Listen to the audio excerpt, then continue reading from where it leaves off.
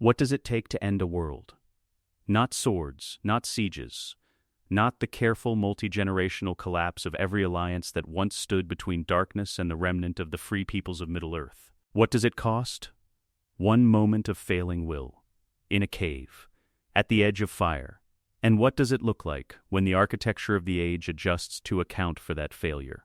March 25, Third Age 3019. The fires of Orod Ruin have burned for longer than the oldest man alive can remember, and they do not burn on any geological schedule. They do not answer to the movement of rock and magma, to the deep pressures of the world's interior, to anything as indifferent as physics. They answer to him. They have always answered to him. The fires of doom are his fires, and they burn because he requires them to burn, and the heat rising from the cracks below the Sammath Nor is not the heat of the world's core. It is the heat of a will. Waiting, the chamber itself is not designed for ceremony. The Sammath Nor was built, if built is the right word for something that was more commanded than constructed, for proximity. Proximity to the crack. Proximity to the only fire in Middle-earth, capable of unmaking what was made here. The walls are raw volcanic rock, unworked, unsealed, because craft is not required. The air does not smell of stone, it smells of heat itself, a mineral evacuation, the complete absence of moisture and coolness, as though the concept of shade has been classified and removed.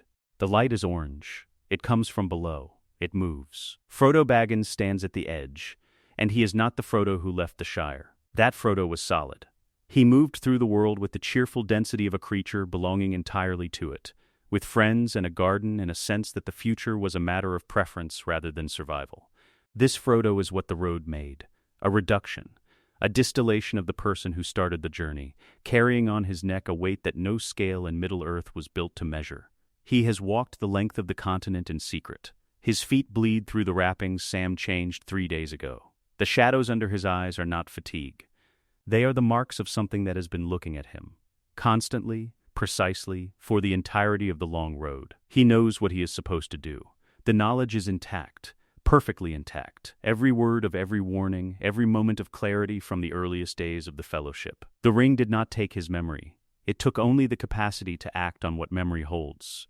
He stands at the edge of the only fire in the world that can unmake this thing, and his hand closes around the gold instead of opening. He claims it. The words are his own. The narrator will not soften this. The choice, however fractured the instrument making it, is a choice. The ring does not force the claim. It makes the alternative, opening the hand, releasing what has walked this far with him. Letting it fall, feel indistinguishable from dying. These are different things, and the difference matters, and it changes nothing. The eye snaps east. In the fortress at Barad Doctor, the shift is not gradual. The attention that has been directed westward, toward the 6,000 soldiers standing in the killing field before the Black Gate, who should not, by any strategic logic, exist. Who are there only because they understood their role was to die in the correct direction at the correct time. That attention moves. Not with the deliberation of a general reconsidering his deployment. It moves the way a hawk moves when it has located the only thing it was ever looking for. Calm the Easterling is already in the air. He is the second most powerful of the 9, second only to the Witch King who is dead. He has been circling the plateau of Gorgoroth since before dawn on his fell beast, tracing the southern perimeter as part of the standard screen, and the direction that reaches him now is not an order in any conventional sense. It is gravity. The ring has a bearer who is not Sauron, and Kamal is the nearest available instrument, and the logic requires no elaboration. He crosses the plains of Gorgoroth in minutes. The fell beast does not register speed the way a horse does. It simply arrives. Its wing shadow crosses the slopes of Orod Ruin and then the cave entrance.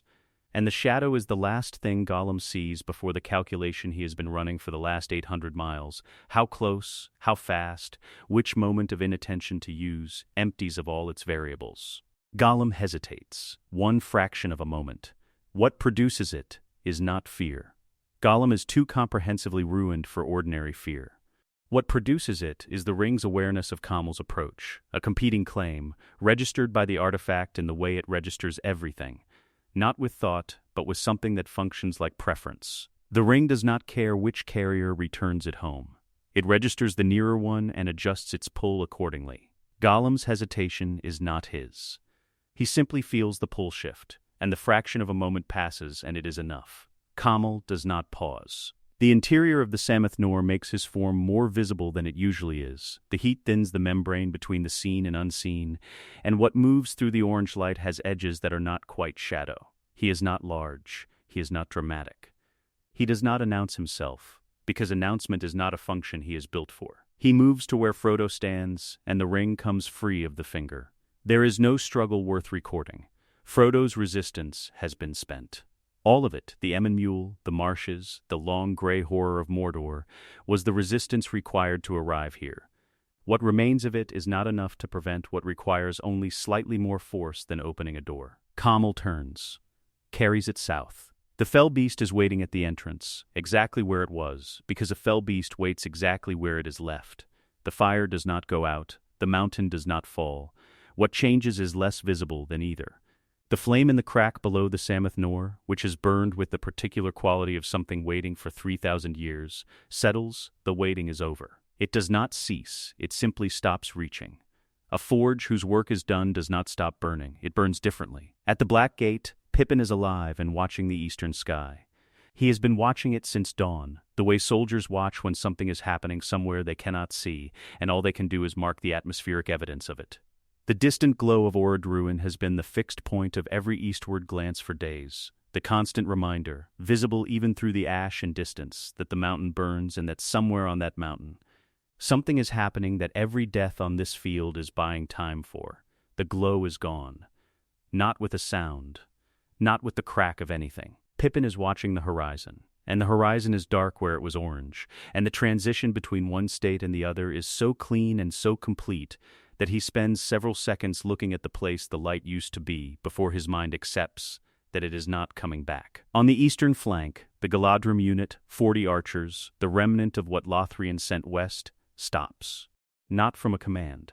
Not from any signal passed down a chain of officers. They stop the way a person stops when they hear something in a room they thought was empty, all at once, with the specific quality of attention that belongs to a species whose senses were made for a world more present than this one. Nenya answers the One Ring. The preservation awareness that has been the Golden Wood's defense for 2,000 years. The threat sense that has kept Lothlorien invisible to the eye through every campaign of the Third Age, registers the One's return to a wielding hand, and registers it the only way it can, by losing, in one instant, the invisibility it has spent 2 millennia maintaining. The Galadrim do not know the tactical situation. They do not need to. They know what they feel. And what they feel is the difference between a door that has always been locked and a door that has just, very quietly, been opened from the other side. The fire is out.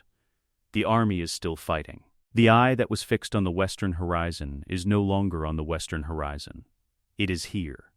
The diversionary plan, which was brilliant and honorable, and the only viable option available to mortal minds with mortal resources, has bought exactly the time that was not enough.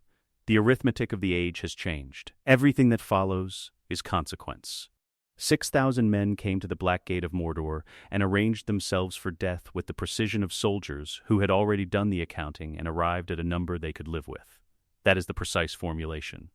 A number they could live with, not survive. The distinction was understood by every man on that field, from Aragorn at the vanguard to the youngest soldier of the Rohirrim holding the eastern flank. They had not come to win. Winning was not the category. They had come to cost as much as possible, to be worth killing, to make Sauron pay in time and attention for the spectacle of their destruction. Every hour the eye was fixed on them was an hour the eye was not fixed on 2 small figures somewhere on the slopes of Orodruin. That was the sum of it. That was the entire military philosophy of the final engagement of the War of the Ring. Die expensively and face the correct direction. They held this position for 6 minutes after the horizon went dark. The gates of the Morannon do not open dramatically. They are too large for drama. The engineering required to move them at all subordinates every other quality to function. They open with the sound of mechanisms, counterweights and pivot points, iron against iron at a scale that produces not a crash but a sustained, low, structural groan that travels through the ground as much as the air. The gates open the way a mountain changes, not in any single moment but across a span of time during which you understand, without being able to identify the instant of your understanding, that something fixed has become something else. The army of the West watched them open. Aragorn watched them open. He had his sword in his hand. Andril, reforged from the shards of Narsil, the blade that had been waiting across 30 centuries for this line of men to produce someone capable of carrying it without the weight of it destroying him first. He had carried it correctly. The blade was real, its lineage was real, its reforging was real. Everything about Aragorn, in this moment, was as real as anything in Middle-earth had ever been. He watched the gates open and he kept his sword in his hand, because putting it away would have been a lie about the situation. What came out first was not soldiers. What came out first was the alteration of the air. Gandalf felt it from 40 yards back, and his face did what faces do when they receive information they have been intellectually prepared for but not experientially ready to receive. He had known Sauron's name and history and capabilities for 3 ages of the world.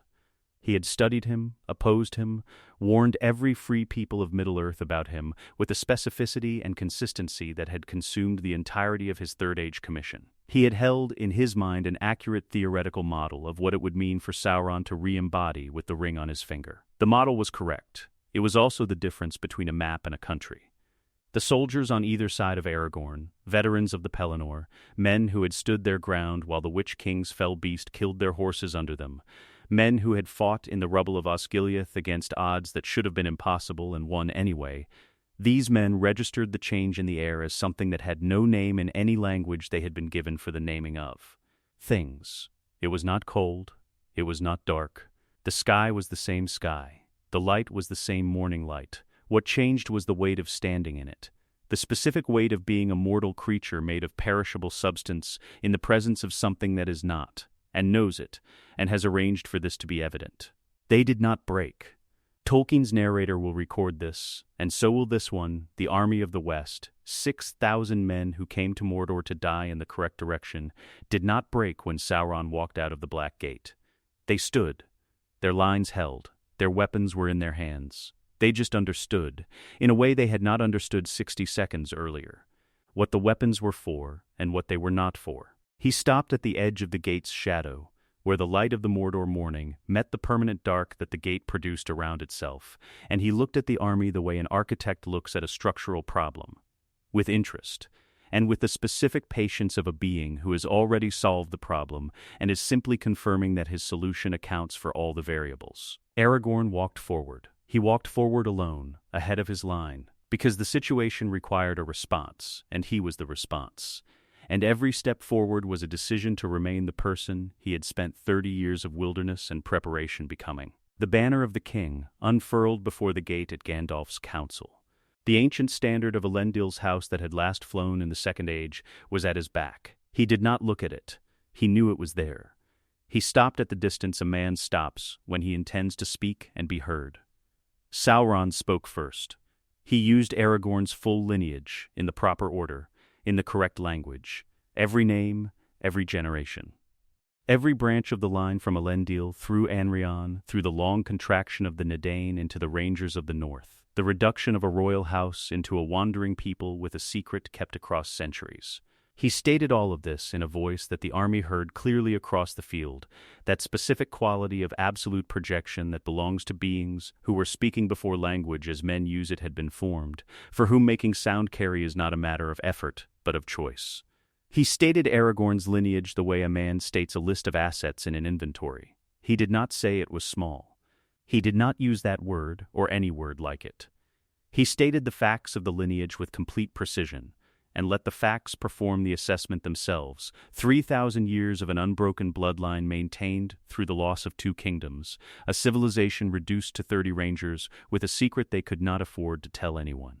And the culmination of that reduction standing in the field before the Black Gate, with a reforged sword and 6,000 soldiers who had come here to die. He stated the record of what the lineage had done when it held the ring, 30 centuries ago. He stated it without commentary. Aragorn said nothing.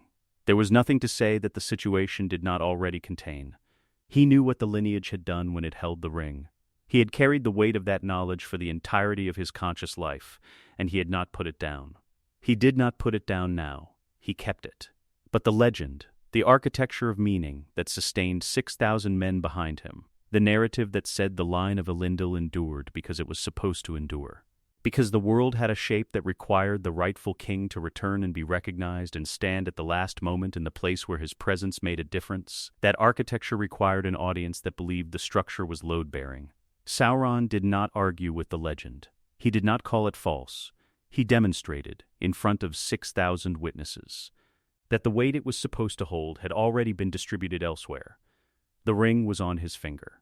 It had been there since Camel returned from Orodruin. There was no rescue on the horizon. There were no eagles assembling in the west. There was no mathematical possibility in the space between Aragorn's sword and the gate behind Sauron that produced an outcome other than the one already determined. The legend was real. It was also simply not strong enough for the current load. Aragorn was taken captive, not executed. The distinction mattered, and Sauron had already calculated it. Aragorn as a dead man was a history lesson. Aragorn as a captive was a demonstration that continued to operate, proof updated daily, that the narrative of the returned king had run to its conclusion. And the conclusion was this: killing him quickly wasted the asset.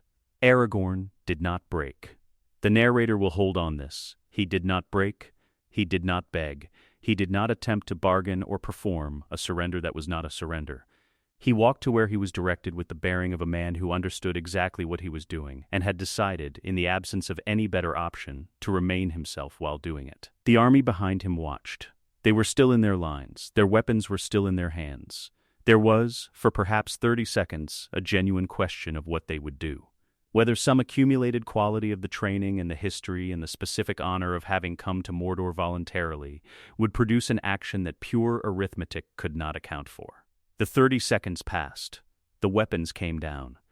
Not thrown, no one threw them, no one dropped them with the melodrama of a formal surrender. They were lowered to the ground carefully, the way soldiers who have been trained correctly put things down that are not currently needed but might be needed again. The hands came away from the hilts. 6,000 men stood in the shadow of the Black Gate with their hands open and their weapons at their feet, and Aragorn somewhere behind the gate's shadow. The banner fell last, not burned, not trampled. The standard-bearer had been holding it throughout, through the arrival and the voice and the captivity and the arithmetic, and when he finally lowered his hands, the banner came down with the weight of cloth, which is not much. It caught in the dust of the Dagorlad. The ancient emblem of Elendil's house lay in the dirt of the killing field, with the morning light on it, not destroyed, not dishonored in any formal sense, simply down. The army of the West, which had marched to the Black Gate of Mordor singing, stood in silence while the architect of every grief they had ever carried watched them from the gate with the patience of a being who has been preparing for this moment since before Gondor was founded. The diversionary plan had worked. It had bought exactly the time that was not enough. And now the thing they had been diverting had arrived, and the diversion was over, and everything that followed was the next problem in a sequence that had just become his to solve. He turned and walked back through the gate. The mechanisms reversed. The Black Gate closed. 3 days.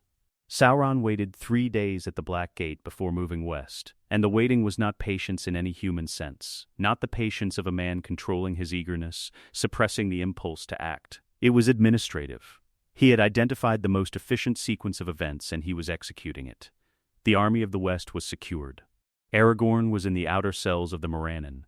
The Nazgul had been dispatched to manage the immediate aftermath of the field, the wounded, the weapons, the logistical processing of 6,000 prisoners who required sorting by military rank, political utility, and practical skill set. The 3 days were for Minas Tirith to understand what had happened before he arrived to formalize it. This was the first demonstration of how he intended to govern, not through the drama of conquest, but through the more durable mechanism of accomplished fact. He did not need to break Minas Tirith's gates. He needed Minas Tirith to open them, and to open them it needed time to perform the calculation that produced the correct answer. He gave it exactly enough time. Not a day more. Grief extended without resolution hardens into something he would then need to spend resources breaking. Not a day less. Shock without processing produces resistance that is not rational and therefore not efficiently addressable. 3 days was the precise interval. He had done this before, in a different age, in a different continent, with different people. The mechanism was the same. People, given sufficient time and sufficient evidence, will correctly assess their situation. He had always found this reliable. The survivors reached Minas Tirith on the evening of the first day. not many. The army of the West had been processed, not massacred. Sauron's standing orders had been clear on this, but the processing took time. And the men who had not been identified for specific retention and were simply released to travel west were the lowest military priority, which meant they traveled on foot and without horses, and with whatever provisions they had been carrying when their weapons hit the ground on the Dagorlad. They arrived in groups of 3 and 5 and 12 over the course of the evening. And the gatekeepers of Minas Tirith, who watched them coming across the Pelennor, understood what they were looking at before a single word was spoken. An army goes to war in formation. It comes back from this kind of war in the posture of men who have set something down that they have been carrying for a long time and cannot pick back up. The city received them. It fed them, because whatever else Gondor was, it knew how to receive soldiers. And then it listened to what they said, and the listening took the rest of the night, and by dawn the city knew 3 things with complete certainty. The ring was not destroyed, the king was a prisoner, and Sauron was moving west.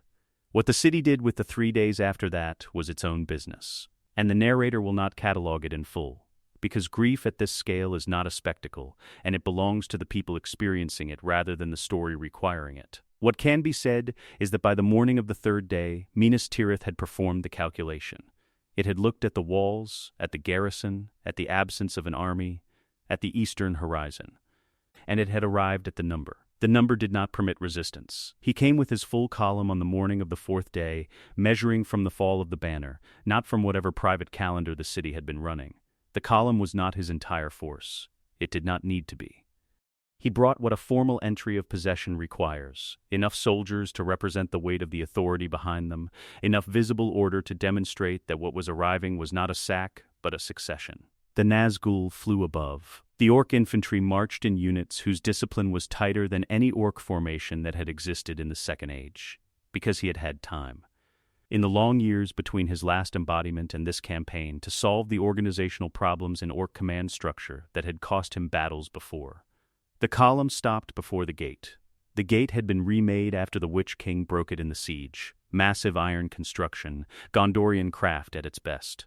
Hinged on pivot points set 12 feet into the stone of the gateway arch on either side. The Witch King had required Grond, and the Dark Lord's own projected will, and the specific poetry of the great ram named for the hammer of the underworld. The gate had broken with a sound recorded in the accounts of the siege as thunder without sky, the sensation of something absolute giving way. A man came down from the 3rd level. He was not a soldier. His age and his gait and the fact that he was alone ruled out any military read of his approach. He was a record keeper of some kind, a civic functionary, one of the administrative class that keeps any city running below the level where policy is made and above the level where the work is done. He came down the levels at a pace that suggested he had thought about what he was doing and had decided to do it before he changed his mind. He removed the bar. The doors swung outward.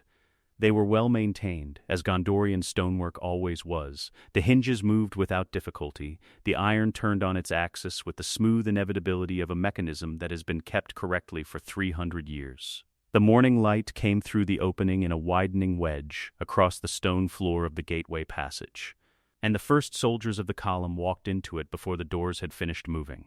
No one recorded the record-keeper's name. He walked back up the levels when it was done, because there was presumably still record-keeping to be done, and because standing in the gateway watching the column come through was not a thing he had been prepared to do for any length of time. The white tree stood in the courtyard of the fountain as it had stood for over a century, dead. It had been dead since the last flowering, maintained in place by Gandalf's counsel and by the understanding that some things are kept not for their current utility, but for what they represent about the future. The dead tree in the courtyard of the fountain was Gondor's statement about the shape of the world, that the king would return, that the new tree would be found and planted, that the dead wood was a placeholder and not a conclusion. Sauron stood in the courtyard and looked at it. The narrator will not assign him a duration. How long he stood there is not relevant. What is relevant is the quality of the attention. He looked at the dead tree with the same attention he gave to the Palantri, to the structural reports, to the metallurgical assessments that would begin arriving from Saruman's division within the year. Complete attention. Neutral assessment. The tree was dead. It represented a claim about the future that was no longer operative. It was occupying a space that had an administrative function to be determined. He had it removed. The work took 2 hours. The root system was deep. The White Tree's lineage went back through Nimloth of Menor to Celeborn of Tol-Eressë, to Galathilion of Tirion in Valinor, to the two trees themselves, and that genealogy expressed itself in the roots, which had grown through the courtyard stone for decades and required careful extraction to remove without damaging the surrounding pavement. The workers, orcs, supervised by a human foreman from the engineering division, were competent. They worked without ceremony. The tree was taken out in sections where the root system required it. The sections were loaded onto carts. The narrator does not specify where the carts went. This is not evasion. It is the correct narrative choice, because the question of where they took the pieces of the dead White Tree of Gondor, the last living descendant of the two trees, the physical record of the entire botanical lineage of the Light of Valinor, is a question that will stay with anyone who asks it longer than any specific answer would. In the space where the tree had stood, they installed the flame.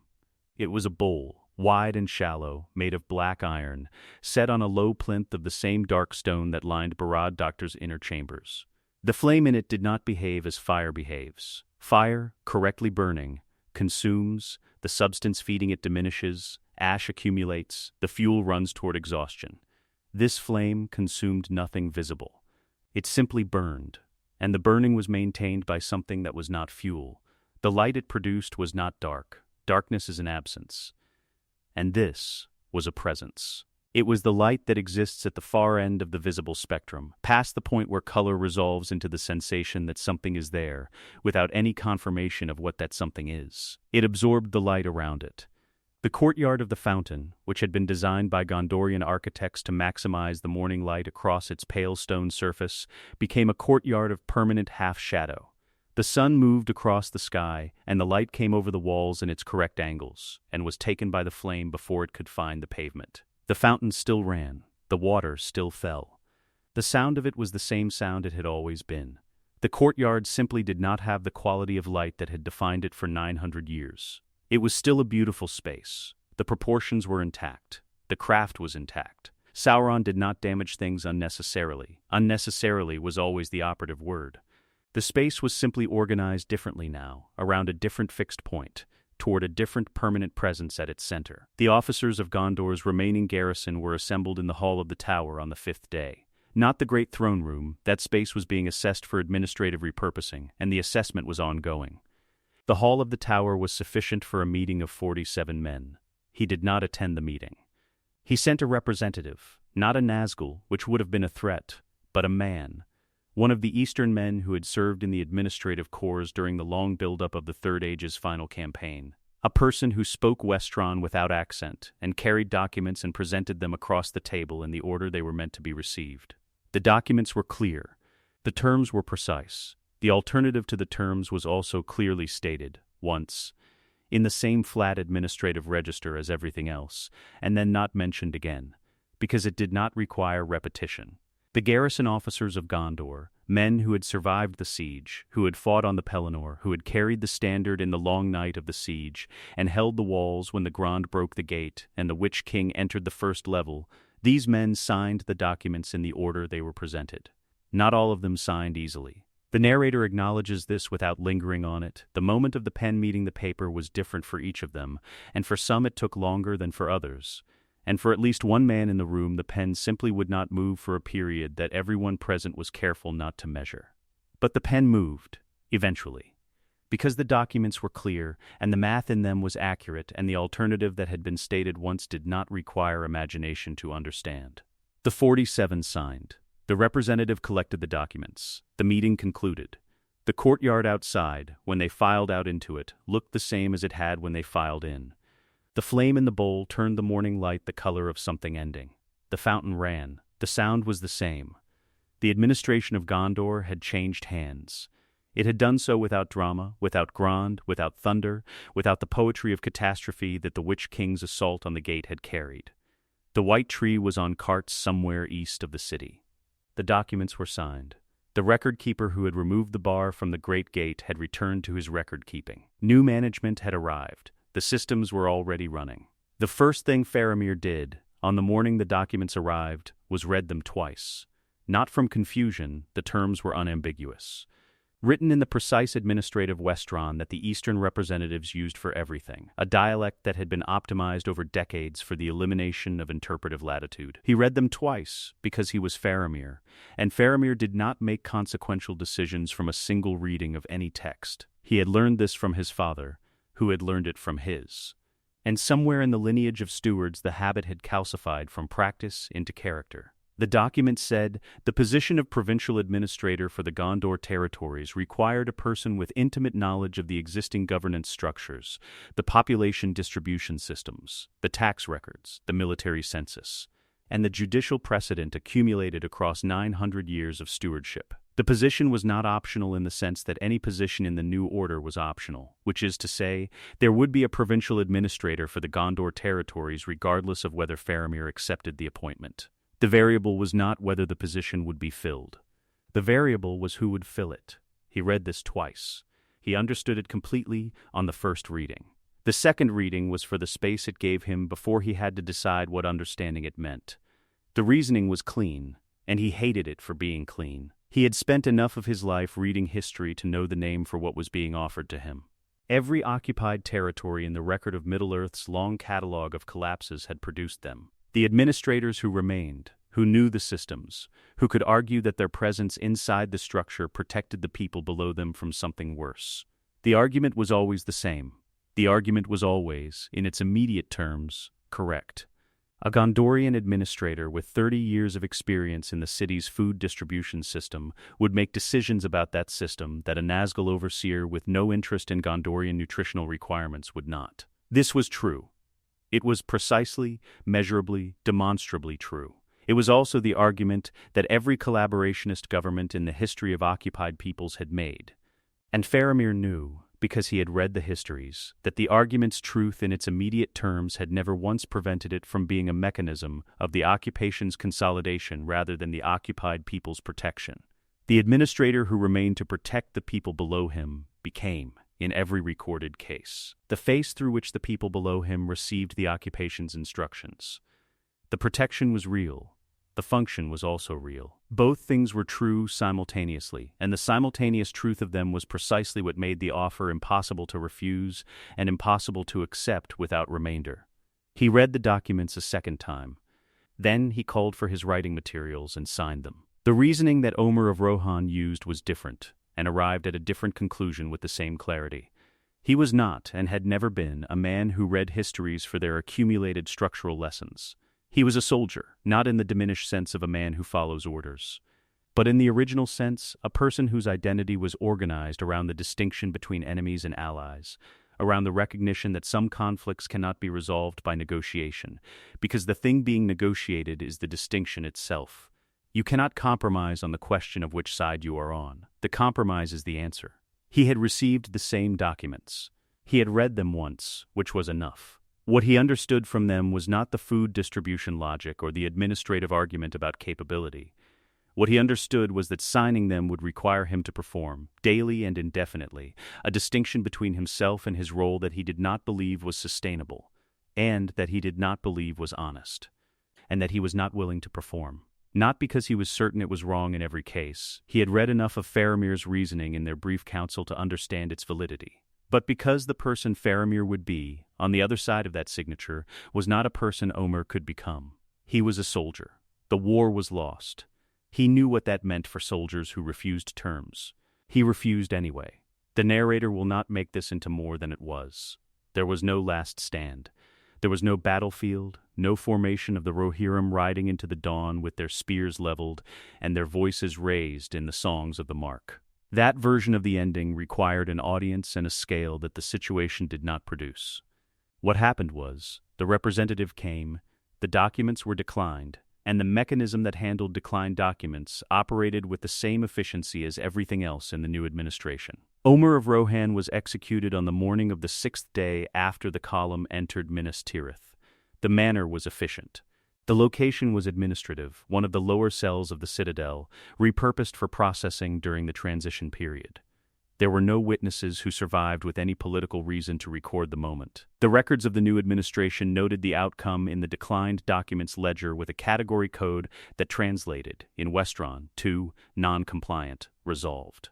The mark had produced, in the entirety of its history, a culture organized around the horse and the horizon, and the specific freedom of a people who understood themselves primarily as beings in motion.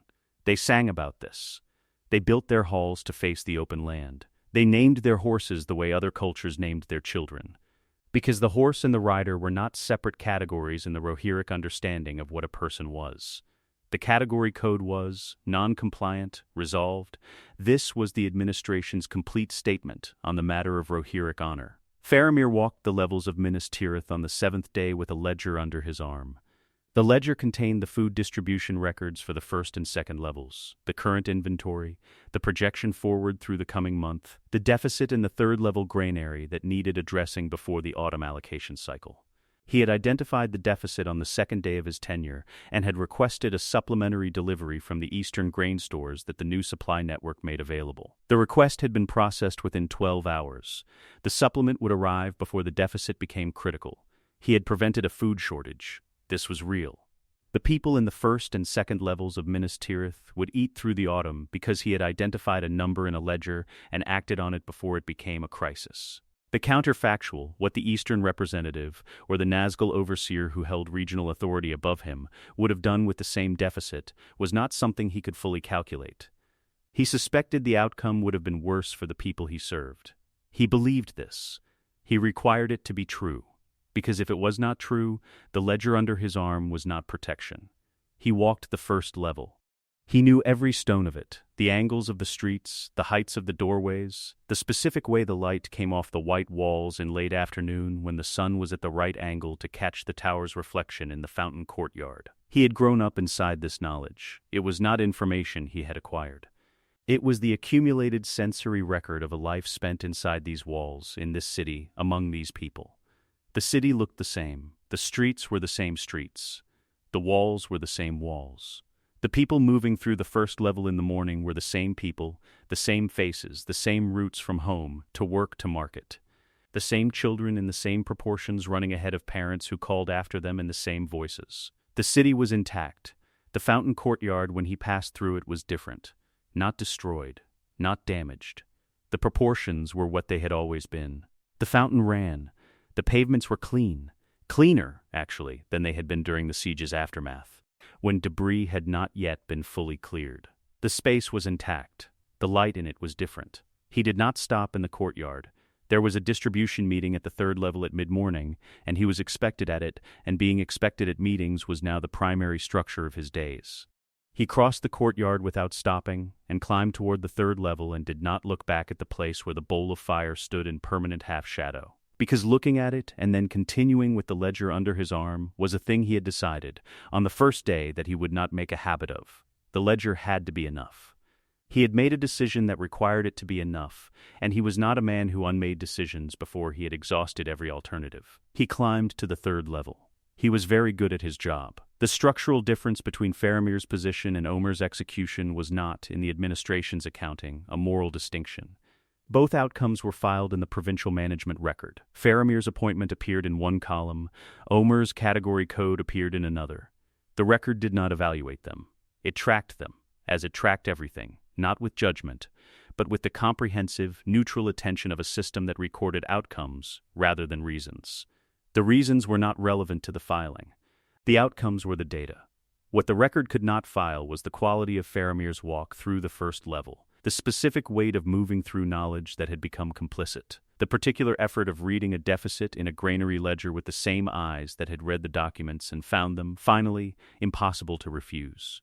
The record had no column for the distance between the man who walked the 1st level in the service of Gondor and the man who walked the 1st level with a ledger in the service of the provincial administration. The food shortage was prevented. The record noted this in the logistics column. The distance between those two men. The Faramir who had served Gondor and the Faramir who served what Gondor had become was not a thing the record contained a category for, which was, in its precise way, the most accurate statement available about what had been lost, not in the ledger's contents, but in the space between the lines where the reasons lived. The ledger was correct. The numbers were accurate. The systems were running. Faramir walked through the hall of the 3rd level in the wrong face, by his own accounting, in the service of the right people, by the same accounting, and the administrative record noted his arrival at the meeting in the correct column, and the meeting began on schedule. The banner of the king was still in the dust of the Dagorlad, where the arithmetic of the age had put it. No one had been sent to retrieve it. The borders of Lothlorien had been inviolable for 2,000 years. Not by military force. The Galadrim were capable soldiers, and their archery was without equal in the western lands. But numerically they were not an army, in the sense that Mordor understood armies. The inviolability was of a different order. It was the inviolability of a place that the eye could not find. Not hidden, precisely. Sauron had known the coordinates of the Golden Wood for the entirety of the Third Age, had sent emissaries to its borders, had pressed against the edges of its warding in the long campaigns of the age without result. He knew where it was. He simply could not reach it. The preservation awareness that Galadriel had built through Nenya across 2 millennia had made Lothlorien exist. In the eye's perception, at a slight angle to reality, present on every map, present in every intelligence report, and nevertheless not quite where it was supposed to be when the eye's attention arrived at the coordinates. Nenya answered the One Ring on March 25, Third Age 3019. At the moment, Kamal carried the ring south across the plains of Gorgoroth. The angle corrected itself. Sauron came to Lothlorien in the 3rd week after the fall of Minas Tirith, because the Golden Wood was not a military priority, and he had sequenced his immediate administrative concerns correctly. The Gondorian provincial structure required foundation work before other territories could be addressed. The Palantir network assembly was in early stages. Faramir's appointment needed consolidation. The Shire was already under Nazgul oversight, a lower priority deployment, but operational. He came when the sequence permitted it. He came alone, or what alone meant for a being whose 8 remaining Nazgul were distributed across the new empire's operational zones, and whose physical form carried, in its presence, more weight than any army he could have brought. He walked in from the north, through Dimril Dale, following the course of the Nimrodel as it ran south toward the Celebrant. The forest received him.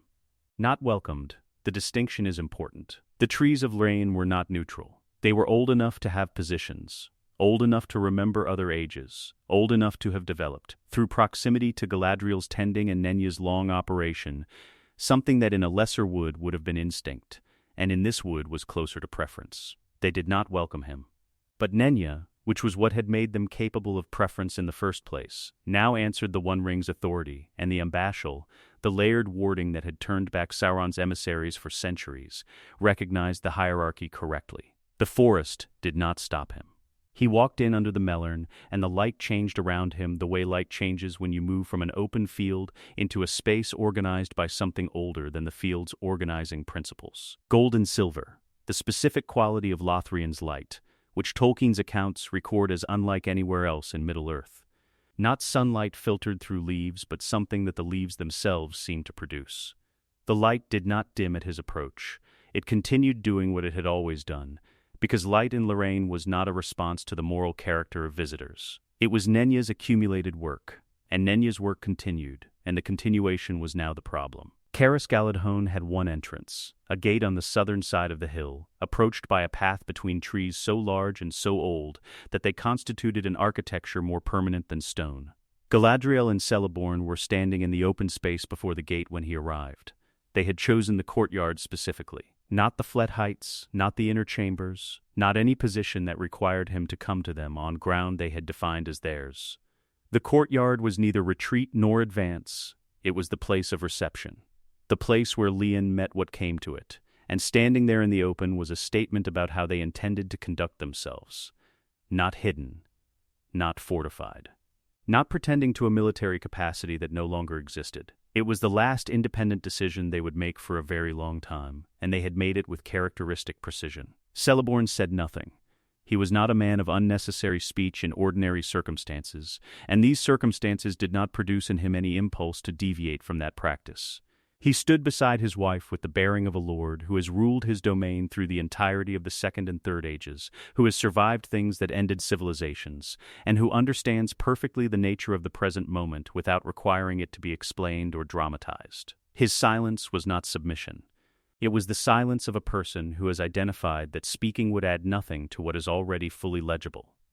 Galadriel spoke. She spoke first because she had thought, during the days between the horizon going dark and this arrival, about what first words in this conversation should accomplish, and she had concluded that the advantage of choosing them outweighed the disadvantage of the concession that speaking first implied. She addressed him in Quenya, the high tongue, the language of Valinor, the language they had both spoken before the world took its current shape, not as a power play, as a precision tool. Westron had been developed for commerce. Quenya had been developed for exactness. She said, "I know what you intend for Nenya. I know what you intend for this wood. Tell me what you intend for the people in it." He answered in the same language. He answered completely, with the accuracy she had anticipated and had still hoped, in some part of herself that had survived 2,000 years of clear-eyed assessment of the world, would not materialize. He told her exactly what he intended for Nenya. He told her exactly what role she would occupy in the administration of the western provinces, the specific function her knowledge of Valinor. Her first-age memories, her understanding of the substructure of elvish craft, would serve in the archive system he was building. He told her what the alternative to that function was, not execution, which would waste the resource, but a kind of administrative suspension Lothlorien maintained at minimal function, the elves within it placed in the holding category. The melon continuing to grow, because the melon could not be told to stop but no longer tended, no longer attended to, the wood running on the residual momentum of 2,000 years of care until the momentum ran out. He did not tell her this was a threat. He told her this was the alternative, which is different. She looked at him while he spoke. She had seen his face before, not this face, which was the face of something that had burned away every quality except function, but the face he had worn when he came to Aragion as Anatar, Lord of Gifts. And she had been among the few who had looked at that beautiful, precise face and had not believed it. She had not been deceived then. She was not deceived now. The current face required no effort to distrust. What it required was something harder, the acknowledgement that distrust was no longer the operative variable. The relevant variable was whether his offer was accurate. She could not find the lie. She had been looking for it since the horizon went dark, and she had not found it in the days of preparation, and she could not find it now with him standing in her courtyard stating the terms in the high tongue. The offer was accurate. The alternative was accurately stated. The function she would serve was exactly what he described, not a deception. Not a trap with a different outcome than the one presented. He did not need to deceive her. She was already in the position where the accurate offer was the one she would accept, and he knew it, and she knew it, and there was nothing in the Quenya language, which had been made for exactness, that produced a different result when applied to an exact situation. She accepted the terms.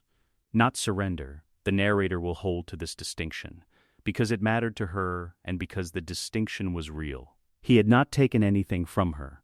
He had offered a structure, and the structure was the only structure available, and she was working within it. The work she would do, the archiving, the maintenance of elvish knowledge, the tending of the records that no mortal scholar could produce or preserve, was real work, work that she was capable of, and that mattered, in the administrative sense, to the functioning of what the world was becoming. The love that had been behind the same work for 2,000 years was no longer the engine of it. Something else was. He asked to see the mirror before he left. She brought him to it. The basin of still water in its stone setting, the simple instrument through which she had shown the fellowship what they needed to see, through which Sam had seen the Shire and Frodo had seen the eye. She stood beside it while he looked into it. It showed him things.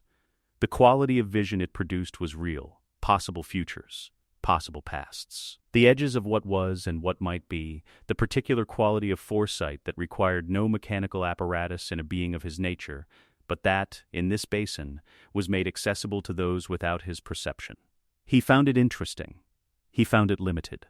He stood beside the mirror of Galadriel, which had been the most consequential instrument of vision in the western lands for the entirety of the Third Age, and he assessed it with the attention of an engineer examining a device of known reputation, and found it redundant. The Palantri covered the same perceptual range with greater control and greater geographic specificity.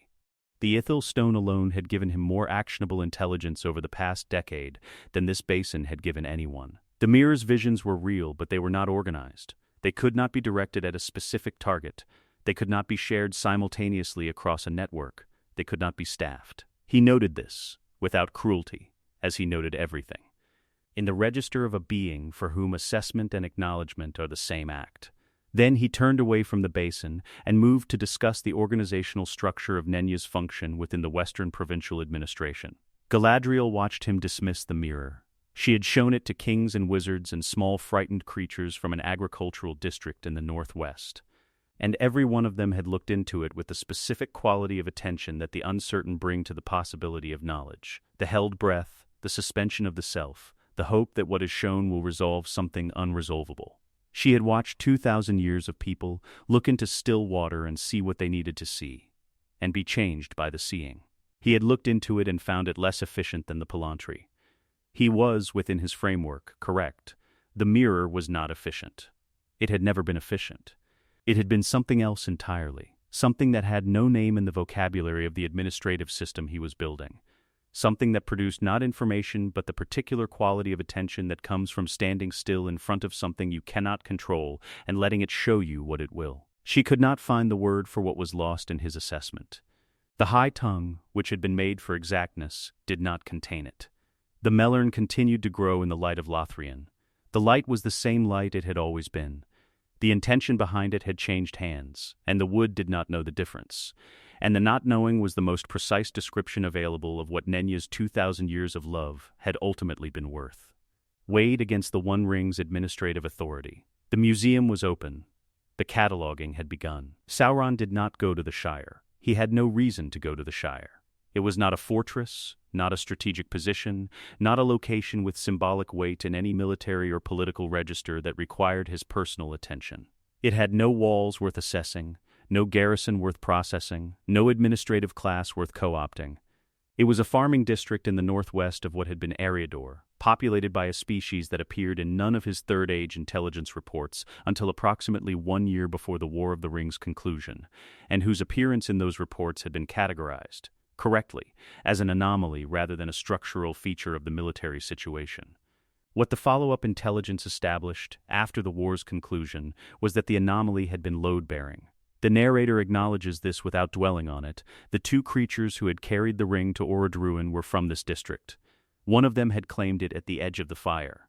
This was noted, filed, and assessed for what it meant about the district's administrative classification. What it meant was, the population possessed unusual resilience under conditions of extreme duress, a strong attachment to their geographic territory, a multi-generational cultivation knowledge base that was exceptional by any comparative metric, and an apparently instinctive resistance to the category of domination by external authority that his ring instruments were built to produce. They could not be ring-enslaved in the standard configuration. They were too small for effective military service. They were, however, extraordinarily good at farming. The Palantir assessment of Eriador's agricultural capacity, conducted in the 4th month of the New Order, classified the Shire as a Category 4 agricultural subdomain with exceptional yield potential under optimized management. The recommendation was standard provincial integration, oversight appointment, infrastructure upgrade, production quota establishment, and population retention. The last being notable in a document that did not always recommend it. He sent a Nazgul. He sent orc labor crews. He sent a ledger keeper. He did not go himself. The Nazgul assigned to the Shire's provincial oversight arrived on a fell beast and landed in the field east of Hobbiton that the Shire's residents had, in living memory, used for the Lethe festival in midsummer. The one with the fireworks, the dancing, the tables of food that ran the length of the East Road, the specific community event that a hobbit would identify, if asked to name the thing most representative of what the Shire was for, without needing to think about the answer. The fell beast flattened the grass. The Nazgul dismounted. The hobbits of Hobbiton observed this from their windows and their doorsteps, with the specific quality of attention that small, practically minded creatures bring to threats they cannot address by any available means. The stillness, the calculation, the waiting to see what the threat does before committing to a response. They were not brave in the martial sense, and they knew it.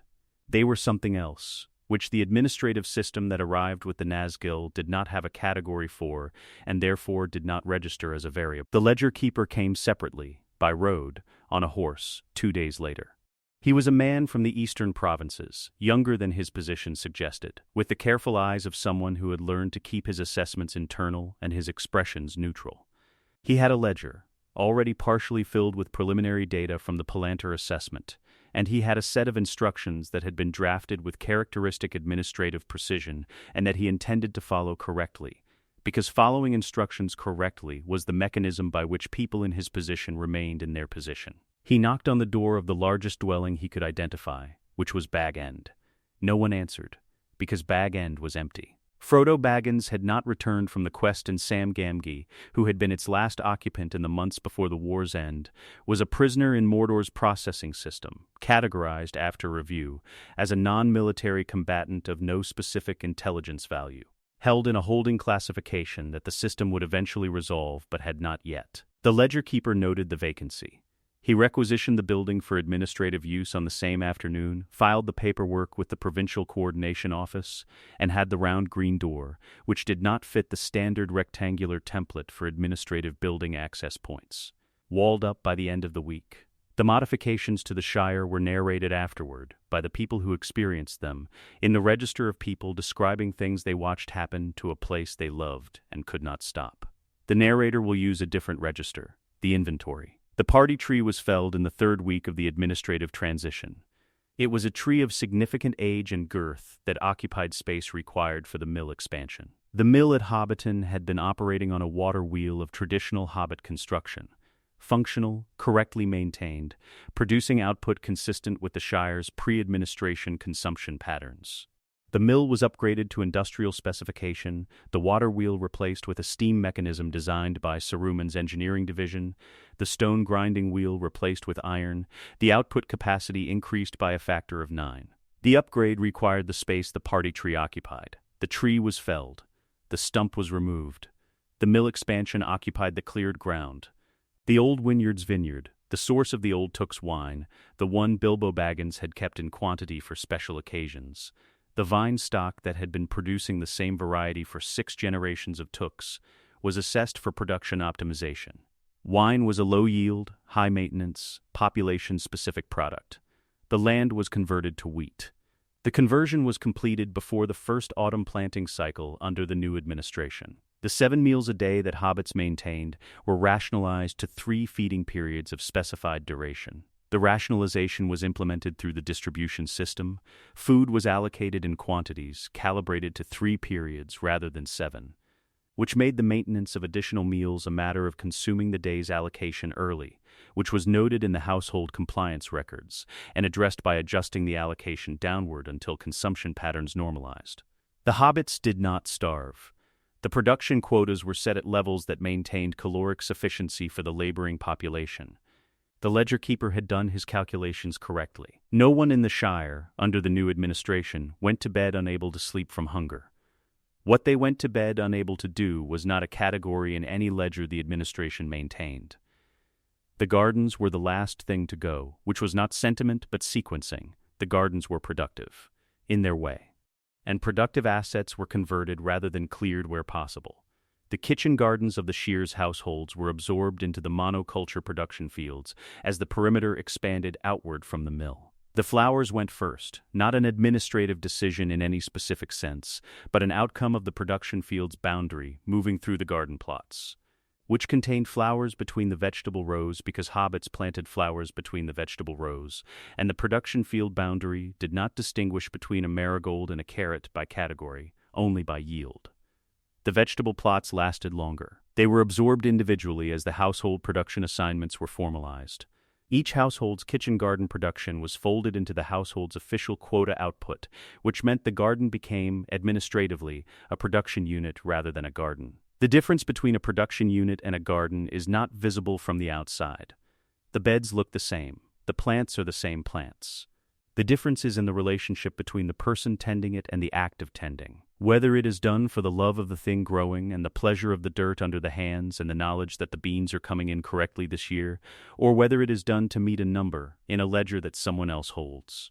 Sam's garden at Bag End was gone when the building became an office. The narrator states this in a list, because it was stated in a list, in the structural modification record that the ledger keeper filed with the Provincial Coordination Office. Item 7 of 11. Between the walling up of the round door and the installation of the file storage shelving in the second bedroom. The garden had been, by every account that survived the period, the work of someone who understood plants with a depth and a love that had no administrative category and produced no quota-relevant output. The roses that had climbed the garden wall. The potato beds that Sam had maintained with a precision that was, in its way, as exact as any ledger. Item 7 of 11. The record moved to item 8. The orc labor crews operated on a 12-hour cycle, because 12-hour cycles maximized output for the construction phase of the mill expansion and the road improvements along the East Road that were necessary for the new distribution network. They were not cruel to the hobbits in any organized way. Cruelty was not in their instructions. And the instructions had been explicit that the agricultural population was a productive asset requiring retention. There were individual incidents, noted in the oversight reports with the category code for non-systematic deviation, addressed through the standard corrective mechanism. The hobbits worked. They were good at the work because they had always been good at the work. Their agricultural knowledge was exactly what the Palantir assessment had identified, a multi-generational accumulation of specific, local, irreplaceable understanding of the Shire's soil and water and microclimate. The monoculture fields produced correctly because the people tending them knew, in their bodies and their hands, and the specific inherited memory of 6 generations of farming the same hills, exactly what the fields needed. The quarterly report reached Sauron through the Palantir network in the 7th month of the administration. Agricultural output, 340% of pre-administration average. Infrastructure completion, mill expansion operational, East Road improved to provincial standard, distribution network integrated with northern supply chain, population compliance, within acceptable parameters, non-systematic deviation rate below threshold for escalation. Quota delivery, on schedule. He reviewed the report in the order he reviewed all provincial reports, against the established metrics across the relevant columns, noting the figures that confirmed correct function and flagging the figures that required follow-up. The Shire's figures confirmed correct function across every column. He did not flag anything. He set the report in the completed stack and moved to the next province. The report was 4 pages. It covered 7 months of administrative transition in a district of some thousands of souls. It was accurate in every particular. Every figure it contained was correct. It did not contain the party tree. It did not contain the old vineyards. It did not contain the 7 meals, or the flowers between the vegetable rows, or the specific smell of the Shire on a warm morning in late spring when the kitchen gardens were coming in and the mill wheel had not yet been replaced with iron, and the sound of the water wheel was still the sound of water doing what water does when someone has arranged it carefully. It did not contain Sam's garden. These were not suppressions. They were not omissions in any intentional sense. They were simply not categories on the form. The form had been designed to capture what the form was designed to capture, and what it captured was accurate, and the accuracy was complete, and nothing that mattered about the Shire appeared anywhere in the completed stack. The next province was Eriador North. The figures were less impressive, but within acceptable range. He flagged 2 items for follow-up and moved to the next report. The mill at Hobbiton ran through the night on its iron mechanism, and the sound it made was not the sound of water. The Shire produced, and the production was correct, and nothing in the ledger knew what it had cost. The Ithil stone had been his since the fall of Minas Ithil in the year 2002 of the Third Age. He had held it for 1,017 years before the war's conclusion, and in that time he had used it with the patience of a being for whom 1,000 years was an operational timeline rather than an eternity. He had used it to find Saruman, had reached through the stone and into the Orthanc stone's field of perception, and found the White Wizard looking, and had let him look, and had shown him exactly enough to convert a potential adversary into a compromised one. He had used it to find Denethor, had reached through it into the Anner stone and into the Steward's Proud, solitary vigil in the White Tower, and had given him despair with the precision of a surgeon giving a patient the correct dose of something that does not heal. He had used 1 stone for a millennium and had bent the course of the war with it. What he was assembling now was a different instrument entirely. The Anor stone was recovered from the White Tower of what had been Minas Tirith in the 2nd week of the administration. The chamber at the tower's summit, locked, attended by the specific atmospheric residue of decades of solitary use, still carrying in its stone walls the quality of a place where a man had come alone to look at things he could not tell anyone, was opened by Faramir, who held the administrative keys to every locked room in the citadel, and who opened this one with the same face he brought to every administrative task, correct, complete, and directed away from whatever the opening cost him. The stone was there. It was always going to be there. The Anor stone had not been moved in the entirety of Denethor's stewardship. He had come to it, rather than moving it. Because the Palantri cannot be easily relocated without risk to their alignment, and Denethor had been a careful man even in his obsession. The stone sat in its housing, dark and still, the size of a large man's head, perfectly spherical, made of a material that was not glass and was not stone, and that the craftsmen of Valinor had not named in any language that survived to the Third Age. It looked inert. It was not inert. It was waiting for a will strong enough to use it correctly. Sauron carried it down from the tower himself, not from sentiment, from the practical assessment that the Anor stone's alignment was sensitive and he was the only being currently in Middle-earth whose will was guaranteed not to corrupt the carrying. The Orthanc stone required a conversation with Saruman. Saruman was alive. This was, in the strict accounting of the Third Age, not the expected outcome. The narrative of Saruman's arc had been pointing, through the events of Rohan and Isengard and his collaboration with the enemy, toward a conclusion that involved the specific kind of ending reserved for beings who chose the wrong side and stayed on it. He had survived because the wrong side had won, and because his specific combination of capabilities, Maya of Ol, deep knowledge of material craft, administrative intelligence, comprehensive understanding of the ring lore, made him a resource that the New Order was equipped to use. He received the administrative representative in the remaining habitable chambers of Orthanc. The tower had survived the Ent assault intact, being indestructible in the material sense, though the grounds of Isengard were rubble and the industrial works that Saruman had built around it were in various states of collapse from the flooding. He had been there alone for several weeks, which was long enough for a being of his nature to perform a complete assessment of his situation. He had performed it. He understood it completely. The understanding had not been pleasant. The representative presented the terms. The Orthanc stone would be transferred to the Central Palantir network. In exchange, Saruman would be offered a position in the New Order's Material Research Division, specifically the metallurgical and chemical research program that would be required to support the Empire's infrastructure expansion across the continent. The position was real. The work was genuine. The alternative was the administrative category that Omer's file now occupied. Saruman asked one question. What specifically would the research division require of him? The representative produced a technical brief. 17 pages. It covered the current material science problems in the new infrastructure program, alloy compositions, load tolerances, chemical processes for treating iron against the moisture conditions of the western provinces, the specific engineering challenges of scaling Isengard's innovations to continent-wide application. Saruman read it in the time it takes to read 17 pages. He turned to the last page and looked at the final problem in the brief, a metallurgical question about the alloy composition required for the pipes in the new northern distribution network. A question that was genuinely difficult. That required exactly the combination of practical knowledge and theoretical depth that he possessed, and that had no obvious solution in any existing body of recorded craft knowledge. He said, "I will need a proper laboratory." The representative noted this. The Orthanc stone was transferred the following morning. The Western stones required expeditions. The Elendil stone was associated with the Tower Hills west of the Shire, where the three Emyn Barade stood in the far northwest of Eriador, the westernmost point of the Old Arnor, the towers that Elendil had built to look toward Valinor across the sea. Tolkien's sources are specific about this stone's unique orientation. It could not be used to communicate with the other Palantri.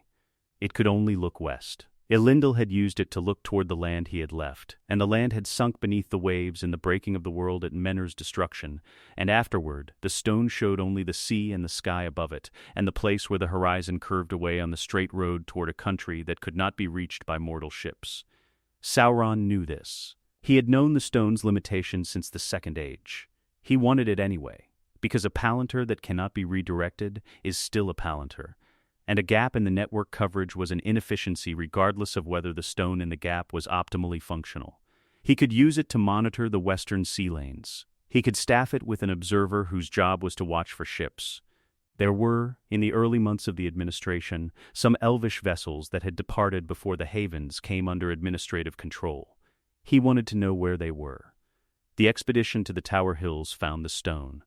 It found also Curdin the shipwright, ancient beyond any useful measurement, present at the towers not by residence, but by the specific gravitational pull of an old being toward the thing he has been tending. He did not have military capacity to oppose the expedition. He knew this. He stood in the shadow of the tallest tower while the expedition's commander explained the administrative purpose of the requisition, and he said nothing that the commander's report recorded as relevant, and the stone was taken, and Credin remained. The commander's report noted him in the section for non-hostile, non-compliant presences. Ancient, no military value, no administrative function. Not worth the logistical cost of relocation. Permitted to remain. Credin watched them carry the stone down the hill. He had been watching the sea from those towers for longer than the towers had existed. He had been watching it since before the sun and moon were made, by the starlight of the original world. He had built ships for 3 ages. He had sent the last of the elvish rings west with Gandalf when the Grey Pilgrim arrived from Valinor, because he could see with his ancient sight that Gandalf would have need of it. He had been building ships at the havens for people to leave on since the end of the First Age. He stood at the base of the empty tower, and the sea was to the west, and the sound of it was the same sound it had always been, and he watched the expedition's horses disappear east along the road to the Shire. The ominous stone was recovered from a separate location. The details of its retrieval were straightforward, and the narrator will not elaborate them. It was found, it was functional, it was added to the network. The gap in coverage closed. The assembly was complete in the 9th month. 5 stones, Ethil, Anor, Orthanc, Elendil, and Minas, geographically distributed across the continent from the Blue Mountains to the eastern edge of the map. 2 stones remained permanently beyond reach. The Osgiliath stone was at the bottom of the Anduin. A diving expedition had been assigned and would take years, its recovery uncertain but not impossible. The Aemon Eshel stone was a different category entirely. It had gone north with Arvedui, the last king of Arthedain, when Arnor fell in the year 1975 of the Third Age, and Arvedui had drowned in the ice bay of Forakel when the ship carrying him went down in the grinding winter ice of the far north. The stone was with him at the bottom of a sea that did not permit diving, and whose floor had not been walked by any being with information to give. The Aemon Eshel stone was not pending recovery. It was simply gone, which was different from lost, and the difference was noted in the network assessment with the flat precision that the administration applied to permanent gaps in any system, acknowledged, unaddressable, planned around. The network operated with 5 stones and 2 permanent absences, 1 theoretical, 1 confirmed. The coverage was assessed against the continental territory and found adequate for the administrative purposes the network was built to serve. What the assembled network produced was not, in the first instance, a surveillance system in the way that word is commonly used, not a set of eyes scanning for threats, because there were no meaningful threats to scan for. The threats had been addressed. The network was built for the age that followed threats, which required a different instrument than the one built to detect enemies. The network was built for administration. It was staffed. Each stone had a primary observer and 2 rotation observers, trained human personnel whose job was to maintain coverage of their assigned geographic area during their shift and to report anomalies up the chain to the regional coordination office. The anomalies they were trained to identify were not military, not armies assembling or fortifications being built, but the slower, more granular signals of administrative deviation. Unusual gatherings of more than 12 people outside approved assembly contexts. Unauthorized fires, not campfires, which were logged separately, but fires of the size and duration that suggested materials being burned that were on the controlled list. Faces in the market crowds that did not match the household census records for the registered population of that district. The network did not sleep. The rotation schedule ensured that every covered area had an active observer at all times. The observers reported to regional coordinators who reported to provincial administrators who reported to the Central Administrative Corps at Barad Doctor. The chain had 4 links between the observer at a stone and the top of the administration, and information moved up it in standardized formats that made aggregation and cross-referencing efficient. Sauron did not look through the stones personally, except in cases that escalated to his level, which in the first year of full network operation was 11 times. 11 cases in 12 months, out of a continental population of several million, represented a deviation rate of remarkable smallness. The system worked. He had known it would work. He had been planning it since the Second Age, when the Palantri were first brought to Middle-earth by the Inmenrayans and he had understood. With the specific clarity of a being whose original training was in the architecture of systems, exactly what they were capable of, and exactly what network topology would maximize that capability. He had simply been waiting, for 17 centuries, to implement the design without opposition. Saruman worked through his first night in the new laboratory. The laboratory had been established in the lower levels of Orthanc. The tower was indestructible and well organized and already contained, in its deeper chambers, equipment from his previous research that the Ent flood had not reached. The new equipment arrived over 3 days, instruments from the eastern manufactories, chemical stocks from Mordor's production facilities. The specific items he had requested that were not in the standard supply catalog and that the procurement representative had, to his mild surprise, obtained without difficulty. The administration had resources. It had supply chains. When Saruman requested something that existed, it arrived. He worked through the night on the pipe alloy problem. It was a genuine problem. The brief had stated it correctly. The current alloy composition for the Northern Distribution Network's pipes produced acceptable results in the eastern provinces, where the temperature variance was within the alloy's tested range, but would fail within 5 years in the western provinces, where the combination of high atmospheric moisture and extreme winter cold put different stresses on the material. The pipes would last. They would not last long enough. The solution required either a compositional change that the current Eastern manufacturing process could not easily accommodate, or a coating technology that did not yet exist in systematic form, or a redesign of the pipe geometry that distributed the stress differently. He worked through the night. He covered 3 sheets of calculation. He ran the composition tables from memory, checking them against the reference texts in the laboratory's collection, adjusting the variables in sequence. He found, around the 3rd hour after midnight, that the coating technology was the correct approach, a specific chemical process that he had encountered in a different context, applied to a different material for a different purpose, that transferred to this application with modifications he could specify precisely. He wrote the solution in the form the brief required: problem statement, proposed solution, required materials, implementation procedure, expected outcome, predicted lifespan under specified conditions. He put the pen down. He had been, for the entirety of the Third Age, the head of the Order of Wizards, the chair of the White Council, the most powerful figure in the organized opposition to Sauron's return. He had almost seized the ring himself. He had built Isengard into an industrial power sufficient to threaten Rohan. He had been the great political and intellectual mover of the age, the being whose decisions had shaped the course of kingdoms. He had just spent the night solving a pipe problem, and the pipe problem was interesting, and the solution was good, and the satisfaction of finding a clean answer to a genuine technical question was, in the specific register of an intelligence built for exactly this kind of work, real. He sat with this for some time. He was the former head of the Order of Wizards, and he was sitting in a laboratory in Orthanc with a pipe alloy solution in front of him, and the solution was correct. And the correctness was satisfying, and the satisfaction was the most accurate measure available of exactly what he had always actually been: not a leader, not a political power, not a kingmaker, but a craftsman.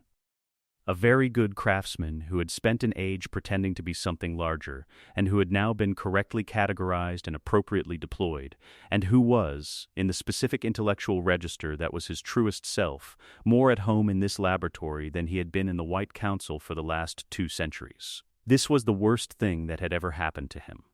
He filed the solution in the morning through the reporting chain. It reached the relevant engineering division by midday. Implementation was approved by the end of the week. The Northern Distribution Network's pipes would last 40 years under the new specification, rather than 5. Saruman the White, former head of the Order of Wizards, former chair of the White Council. The being who had nearly seized the One Ring and remade the world in his own design had solved the pipe problem. The network noted the solution in the materials research column. The column moved forward. The 7 rings had failed. This was the oldest administrative lesson Sauron had ever learned about dwarves, and he had learned it in the Second Age when the rings intended to enslave them had produced instead a species of extraordinary stubbornness, made wealthy and therefore more obstinate. The rings had worked. They had worked exactly as rings of power worked, amplifying what was already in the bearer and driving it toward excess, and what was in dwarves, placed there by all himself in the specific act of subcreation that made them, was a quality that the amplification of a ring of power turned not into submission, but into an obsession with acquisition so consuming that it displaced the ring's controlling function entirely. You could not dominate a dwarf through a ring. You produced instead a dwarf who wanted more gold and was consequently even less interested in your instructions than he had been before you gave him the ring. This was not a flaw in the ring's design. It was a flaw in the material. All had made dwarves to endure, to be hard and resistant and permanent in a world that broke softer things. And the endurance was architectural, built into the spiritual structure of the species at a depth that the rings could not reach. Sauron understood this because Sauron had been Ul's student, had learned the structures of making from the same Vala who had made the dwarves, and understood therefore exactly why the rings had failed, and why rings of any kind would continue to fail as an instrument of dwarven administration. He did not use rings. He used a contract. The Blue Mountains stood at the western edge of the known world, the arid Luin, ancient and gray, the remnant of the great mountain range that had defined the western boundary of Beleriand before the War of Wrath broke the continent and sank most of it beneath the sea. What remained was less than what had been, as was true of everything that survived the First Age. But what remained was sufficient. The Blue Mountains still contained iron and copper and tin, and the specific quality of hard gray stone that dwarven masons preferred above all others for foundational work.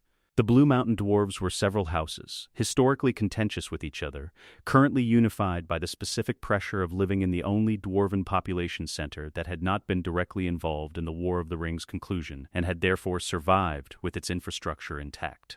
Erebor was gone. The Lonely Mountain's fate in the war's collateral damage had been determined by its proximity to the Eastern Theater, and the fact that the Easterling armies moving west had found it an inconvenient fortification, whose garrison was too small to stop them and too large to ignore. The Iron Hills dwarves had fought and been reduced. The glittering caves under Helm's Deep were a Gimli project in its earliest stages, militarily irrelevant. The Blue Mountains were what remained of the dwarven world, and the dwarves of the Blue Mountains knew this with the specific clarity of a people who have been doing the accounting of their own survival for 6,000 years, and have become very good at it. They had been watching the horizon since the lights went out over Mordor. They had been convening councils, the kind of dwarven councils that took 4 days and produced conclusions that everyone present had known going in, but that required the full ritual of dwarven deliberation before they could be acted on with the collective authority that dwarven culture required for consequential decisions. They had assessed their military capacity, their food stores, their defensible positions, the quality of their tunnel systems, and the number of axes available to their fighting population. They had run the calculation with the same practical intelligence that dwarves brought to all calculations. The number did not permit resistance. They were still arguing about what to do about this when the Nazgul intermediary arrived at the main gate of the Blue Mountain's largest settlement. The intermediary was not a Nazgul in the atmospheric sense, did not arrive on a fell beast, did not stand in the gate's shadow radiating the existential wrongness that the Nine produced when they were operating in their full capacity. He arrived in administrative mode, cloaked, hooded, carrying a document case, accompanied by 2 human representatives from the Provincial Coordination Office who were there to handle the logistical details and who had been briefed to conduct themselves with the formal courtesy that the situation required. The document case contained a contract. The contract was 11 pages. It was written in Westron on the first 8 pages, with a Who's-Duel summary on the remaining 3, not because the administration had Who's-Duel speakers on staff, which it did not, but because the translation had been prepared by one of the Elvish scholars now working in the archive division, whose linguistic range included the Dwarven tongue at a reading level sufficient for technical document work. The translation was accurate. The Dwarven Council members who reviewed it confirmed this, and the confirmation produced a specific quality of silence in the council chamber that was different from the silence of people who have found a lie to argue against. The terms were as follows. Current mining operations would continue at current rates under current dwarven governance structure, with the following modifications: all output above baseline consumption, meaning all metal and worked stone above what the Blue Mountain settlements required for their own maintenance and subsistence, to be delivered to designated collection points at agreed intervals on a published schedule. In exchange, protection of all dwarven settlements within the Blue Mountains territory. legal recognition of existing mining claims with a guarantee of no expansion by external parties into claimed territory, access to the continental trade network at standard provincial rates, and guaranteed purchase prices for all delivered metals and worked stone, fixed for a period of 20 years, with a review clause at the 20-year mark. The protection clause was specific. The orc raiding parties that had been operating in the foothills of the Blue Mountains for the past 2 decades, opportunistic, small-scale, not coordinated from Mordor but not prevented by it either, would cease. Completely, the day the treaty was signed, standing orders would go to every orc commander in the western provinces. Dwarven settlements in the arid Luin were productive assets under treaty protection, and damage to productive assets was an administrative violation, with consequences the orc commanders were given no reason to want to test. The trade network access was also specific.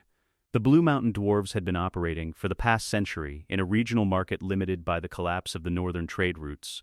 Arnor was gone, Rudor was empty. The road system that had once connected the Blue Mountains to the markets of Gondor and beyond had been a series of dangerous tracks through largely lawless territory. The new road network, which the engineering division was completing on the provincial timeline, would connect the Blue Mountains to every major market on the continent. Dwarven metalwork, which had no equivalent in any other culture, would reach buyers who currently could not access it. The contract contained no lies. Every term was what it stated. The protection was genuine, not performed, not symbolic, but operationally enforced through the orc command structure in a way that the Blue Mountain Dwarves could verify within weeks of signing. The trade access was real. The purchase prices were fixed at a level that the Council's economists, after their 4-day deliberation, identified as fair by the standards of the pre-war northern market at its best functioning period. The terms made the Blue Mountains, in administrative fact, Sauron's mining operation. The contract did not use those words. It did not need to. The Dwarven Council could read. The deliberation that followed took 6 days rather than 4, which was the Council's way of marking that this was a decision of greater than standard consequence without having the vocabulary, within the formal Council structure, to say so directly. 6 days of the full council, the heads of all the represented houses, the master miners and the senior craftsmen, and the historians whose job it was to know what had happened the last time a dwarven people signed documents with Sauron's representatives. The historians spoke for an entire day. They spoke about the 7 rings. They spoke about the wealth madness. They spoke about the long degradation of dwarven independence through the Second Age's closing centuries. They spoke with the authority of people who had memorized the record of every mistake their people had ever made and had devoted their lives to ensuring those mistakes were not forgotten. The master miners spoke after them. They spoke about the iron content of the current working seams, the projected yield over the next 50 years, the infrastructure that would require replacement within the decade and that currently had no supply chain to support the replacement. They spoke about the orc raids, 3 settlements hit in the past 18 months, 14 dead, 1 shaft collapsed and not yet cleared.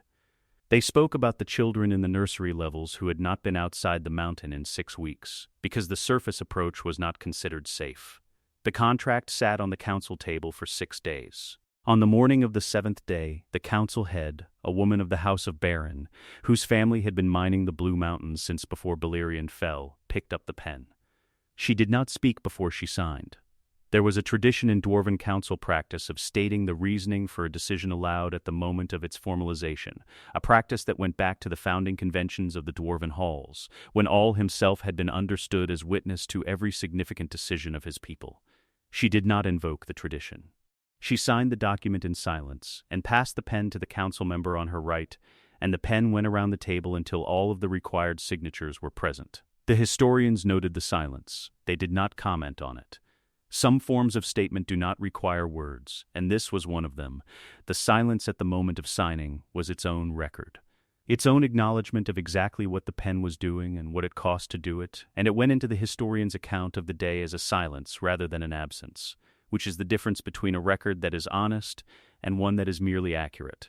The first delivery came 8 weeks later. A dwarven company of 20, not soldiers, not a diplomatic delegation, but working miners in their standard gear, the clothes of people who have been underground and are used to it and find surface light slightly excessive, arrived at the designated collection point on the eastern road with the first quarter's delivery. Iron ore, correctly measured.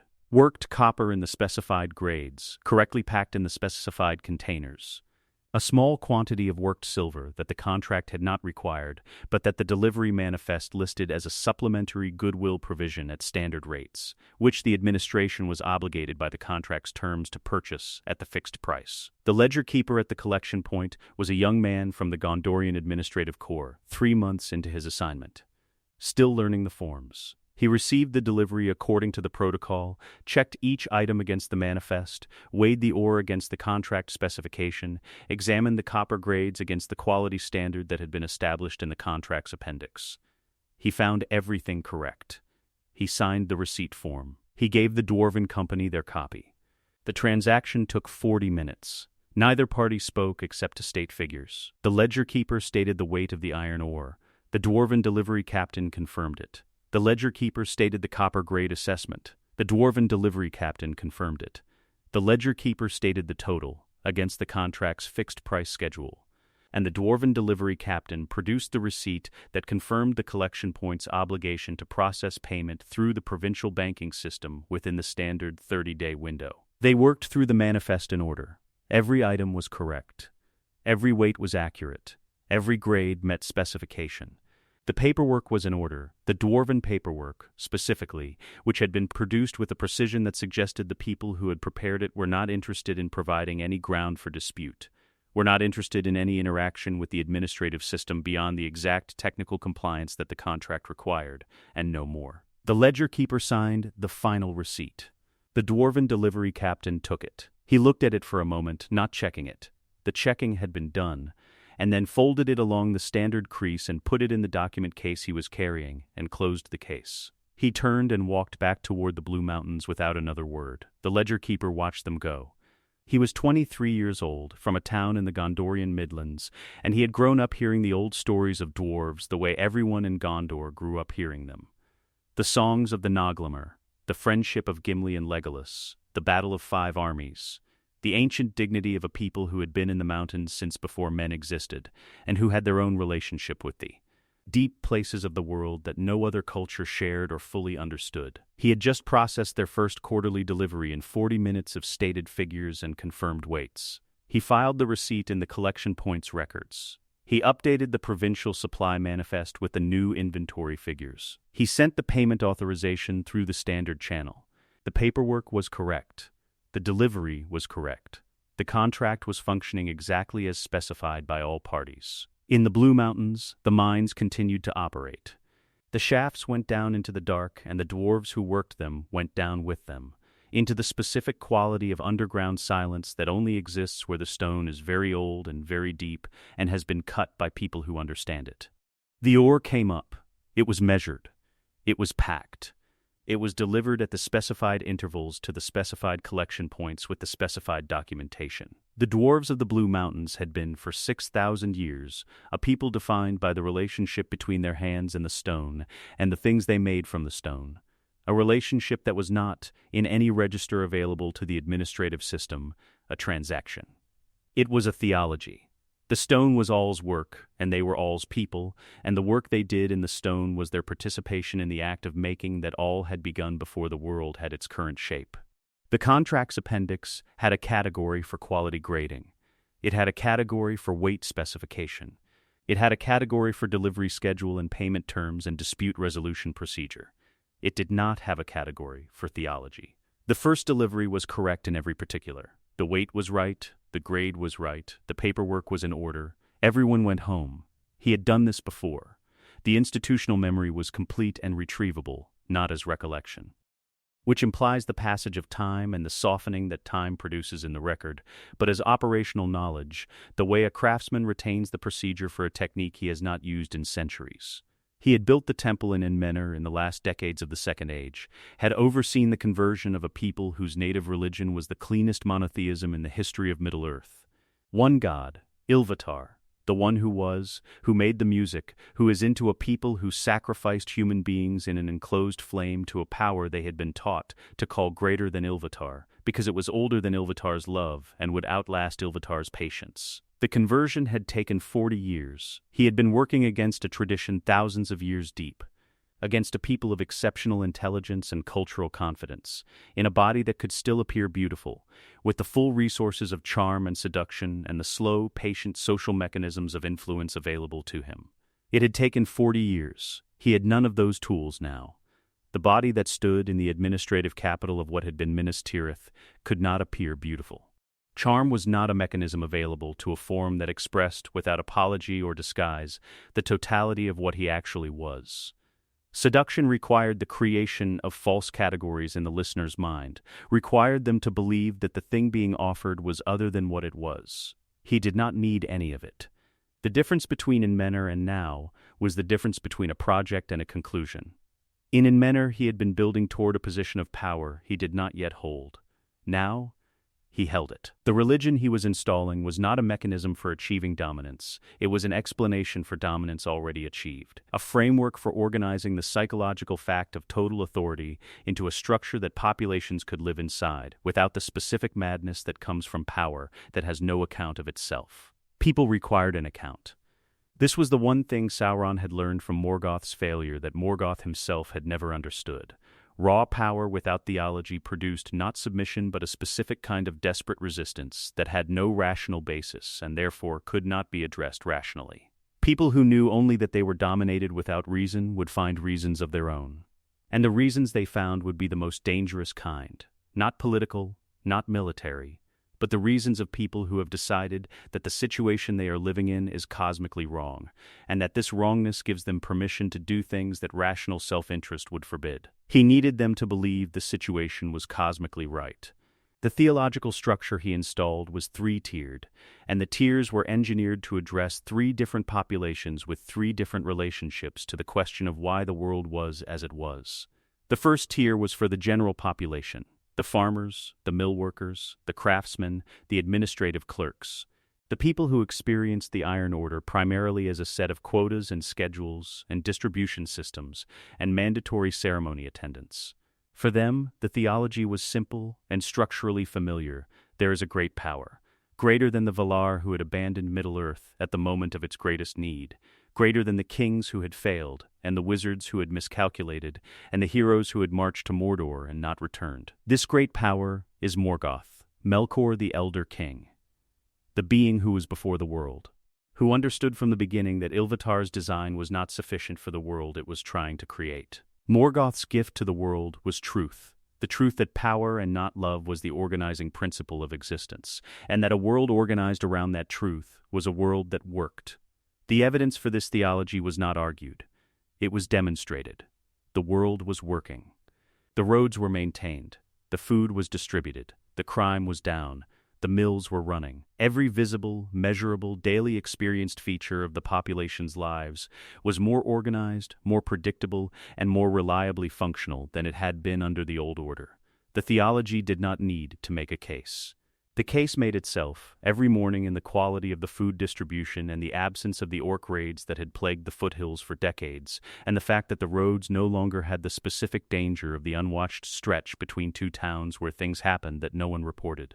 The second tier was for the administrative class, the Faramirs, the ledger keepers, the provincial coordinators, the people who ran the systems and who were intelligent enough to know that the first tier's theology was an instrument rather than a truth. For them, the theology was more sophisticated.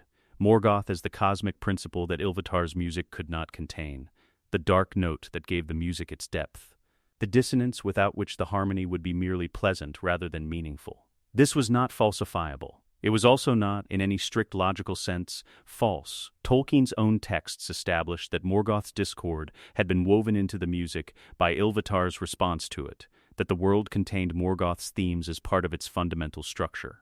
The second-tier theology was the first-tier theology made philosophically respectable. It gave the administrative class something they could hold as intelligent people without feeling that they were holding a fairy tale.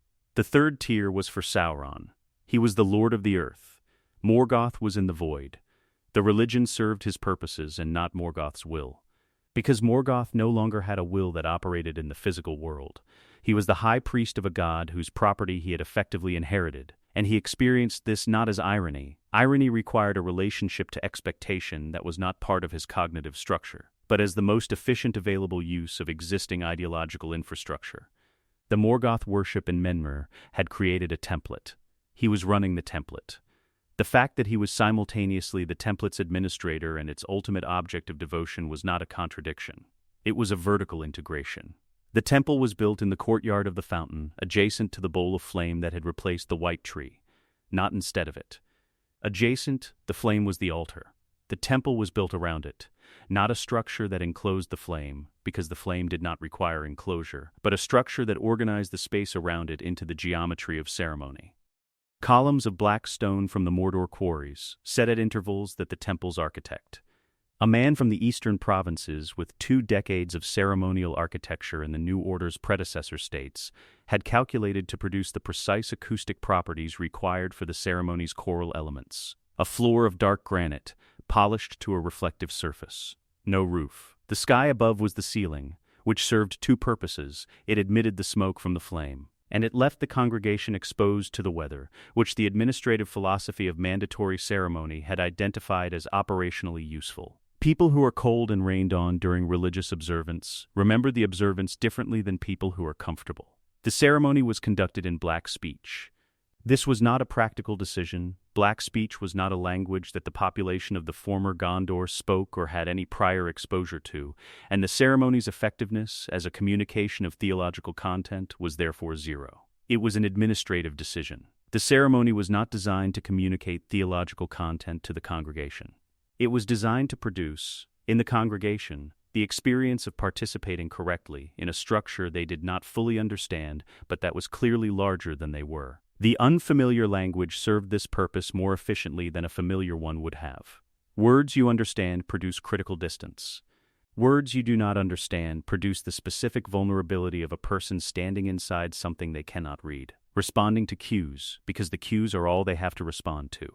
The priest administrators, a new professional class, recruited from the administrative corps and trained in the ceremonial procedures over a period of 6 weeks, had been given the correct responses for the correct moments. They had been trained in the timing and the physical orientation and the vocal pitch required for the choral responses, but not in the translation of what they were saying. The translation was not relevant to their function.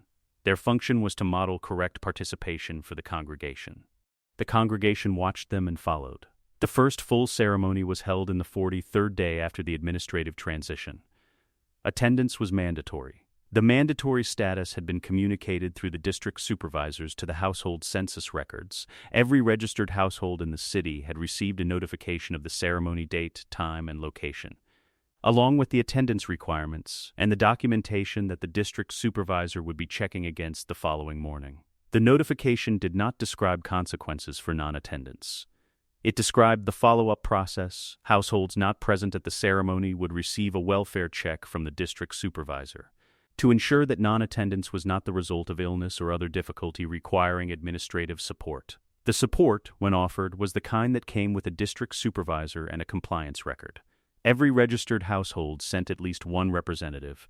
Most sent their entire household. The numbers, when the district supervisors counted them against the census registers, came out at 94% of the city's registered population. The remaining 6% was accounted for by verified illness, documented occupational exception, and the small number of cases where the census register was itself incomplete. There were no documented cases of deliberate non-attendance.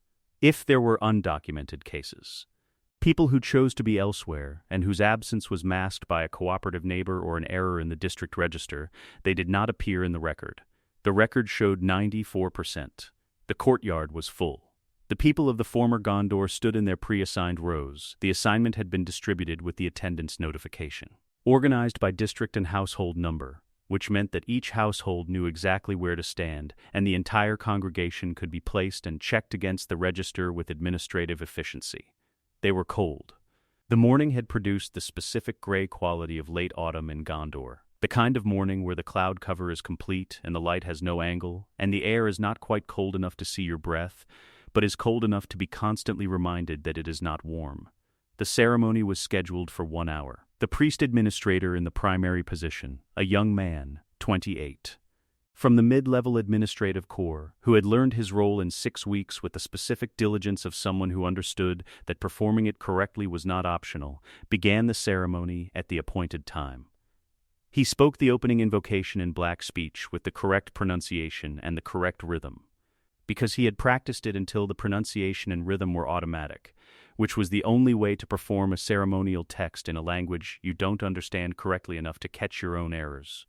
The choral response came from the assembled priest administrators at the correct moment, also in black speech, also at the correct rhythm and pitch. The congregation did not know when to respond. They had not been trained. The ceremony had been designed with this in mind. The congregation's role was not to respond but to be present, to stand in the organized rows in the correct configuration and be counted, and to constitute, by their presence, the ceremony's primary content. The priest administrators were the performers. The congregation was the evidence of the performance's significance. 10,000 people stood in the gray morning air and watched a ceremony conducted in a language none of them understood. In the precise rows the administration had assigned them, in front of a flame that absorbed the light around it rather than giving it. In the space where a dead tree had stood until the carts came. The ceremony lasted 53 minutes, 7 minutes under the scheduled hour, because the primary priest administrator had been trained to a schedule that accounted for pauses he had not needed to take. The congregation, which he had expected to require management, was quieter than the training scenarios had modeled. They were not afraid. Afraid people make noise. They were something else, the specific quality of people who are present inside something they have no category for, and who are, in the absence of a category, very still. The flame did not move in the cold air. It burned without consuming. The smoke from it went straight up into the gray sky. The primary priest administrator spoke the closing formula. The choral response came at the correct moment. The ceremony ended. The priest administrators filed out through the column arrangement in the rehearsed order. The congregation did not immediately move. There had been no instruction about when to leave, and without an instruction the instinct was to wait, which produced a silence that lasted perhaps 30 seconds in the cold courtyard after the ceremony concluded.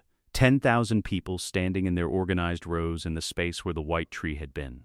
Then, someone in the 2nd District's assigned section moved toward the exit, and the movement rippled through the rows, and the courtyard began to empty. The district supervisors were at the exits with their registers. The compliance record for the first ceremony showed 94%. The 6% was accounted for. There were no documented cases of deliberate non-attendance. The record was complete. Sauron reviewed the ceremony report that evening. He did not attend ceremonies. His presence at them was not required, and would have produced, in the congregation, the specific effect of being in the presence of something that the ceremony's careful psychological calibration was not designed to absorb. The ceremony was designed to produce a particular quality of experience in a population of ordinary people. Introducing the actual subject of the ceremony's theology into the congregation's physical space would alter the variables in ways that were difficult to predict and therefore not operationally useful. He read the compliance figure. He read the accounting of the 6%. He read the priest administrator's report on the congregation's behavior, the stillness, the silence, the 30-second pause after the closing formula. He noted this last item with the attention he gave to all data that represented an anomaly from the predicted model. The training scenarios had predicted noise, restlessness, the management requirements of a large crowd in an unfamiliar and uncomfortable situation. The actual congregation had been quieter than predicted. He filed a query to the district supervisors. Was the population distribution in the courtyard accurately representative of the full demographic range? Or was the first ceremony's audience self-selected in some way that skewed toward compliance? The district supervisors confirmed, by the following morning, that the attendance was demographically representative within normal variance. The quietness was not a self-selection artifact. He noted this in the ceremony record and moved to the next report. The courtyard outside the administrative center of the former Minas Tirith held, in the space where the white tree had stood, a flame that gave no light in the conventional sense. The smoke from it continued to rise. The stars above it, the ones that were still visible before the mill smoke from the eastern quarters of the city drifted over the courtyard after midnight, were Varda's stars, which she had set in the sky before the First Age began. In the time when the world was dark and Morgoth's power was at its greatest, and the stars were the only light that reached the people walking in Middle-earth. They had been put there specifically as a challenge to Morgoth. They were still there. The theology below them, which described Morgoth's power as the organizing principle of existence, was delivered in a language no one in the courtyard understood, in a ceremony whose compliance rate was 94%. The stars did not appear in the compliance record. They had not been asked to appear. A correction to my previous note on careful rereading, issue #2, the Silmarils Costul, appears in the Grey Havens section, which falls in Part 10, not Part 9. Part 9 is entirely clean. I apologize for the misdirection. The correction will be applied in Part 10, where it belongs. 50 years. The people who remembered the world before were mostly old. Their grandchildren had never known anything else, which meant the grandchildren did not experience the world they lived in as a replacement for something, did not carry in the way the old carried it. The specific weight of a before pressing against the inside of everything after. For the grandchildren, the roads were simply roads, the bells were simply bells. The administrative categories were the categories that things came in. The world they had inherited worked. This was not a small thing. The roads were the finest ever built on the continent. Not the finest since the Enmenrayans. The finest, full stop, including the Enmenrayan roads, which had been excellent in their time but which the current engineering division's materials science had improved upon in load tolerance, drainage design, and surface longevity. The roads connected every provincial center to every other provincial center on a schedule that the trade network used to calibrate its delivery commitments. The trade network was reliable. Goods moved. Raw materials arrived at the production centers, and finished goods arrived at the distribution points, and agricultural surplus arrived at the storage facilities, and labor crews arrived at the construction sites, and the coordination of all of it was maintained through the Palantir network's administrative function with an efficiency that no previous civilization in the history of Middle-earth had approached. The forges were everywhere. Not concentrated as they had been in the old Mordor, distributed across the provincial territories, small enough to serve their local supply chains, large enough to maintain continuous operation.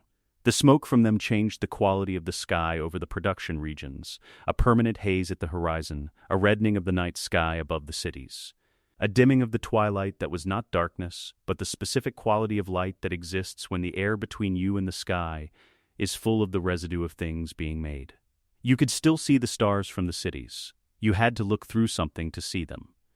Barad-dûr had grown outward from the tower. The tower itself was unchanged. Unchanged since Isildur failed to destroy it in the Second Age. Unchanged through the Third Age's long shadow. Unchanged now. What had grown around it was lower. Archival structures, coordination offices, the residential compound for the senior administrative corps, the research division's expanded facilities where Saruman's team had, in 50 years of uninterrupted work. Solved problems in materials science that had been open questions since the First Age. The eye was gone from the sky above the tower. It had always been a projection, the concentrated attention of a will focused outward, and the will was no longer focused outward because there was no longer anything outside that required that quality of attention. The tower was a building. It contained things. It functioned as a location. This was, by any measure, more terrifying than the eye had been. The eye was a threat. The building was an administration.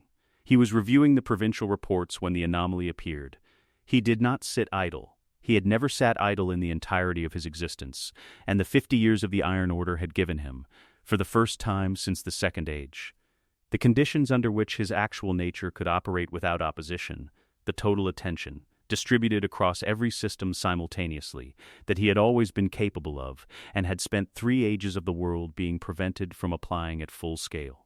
He was overseeing 17 infrastructure projects.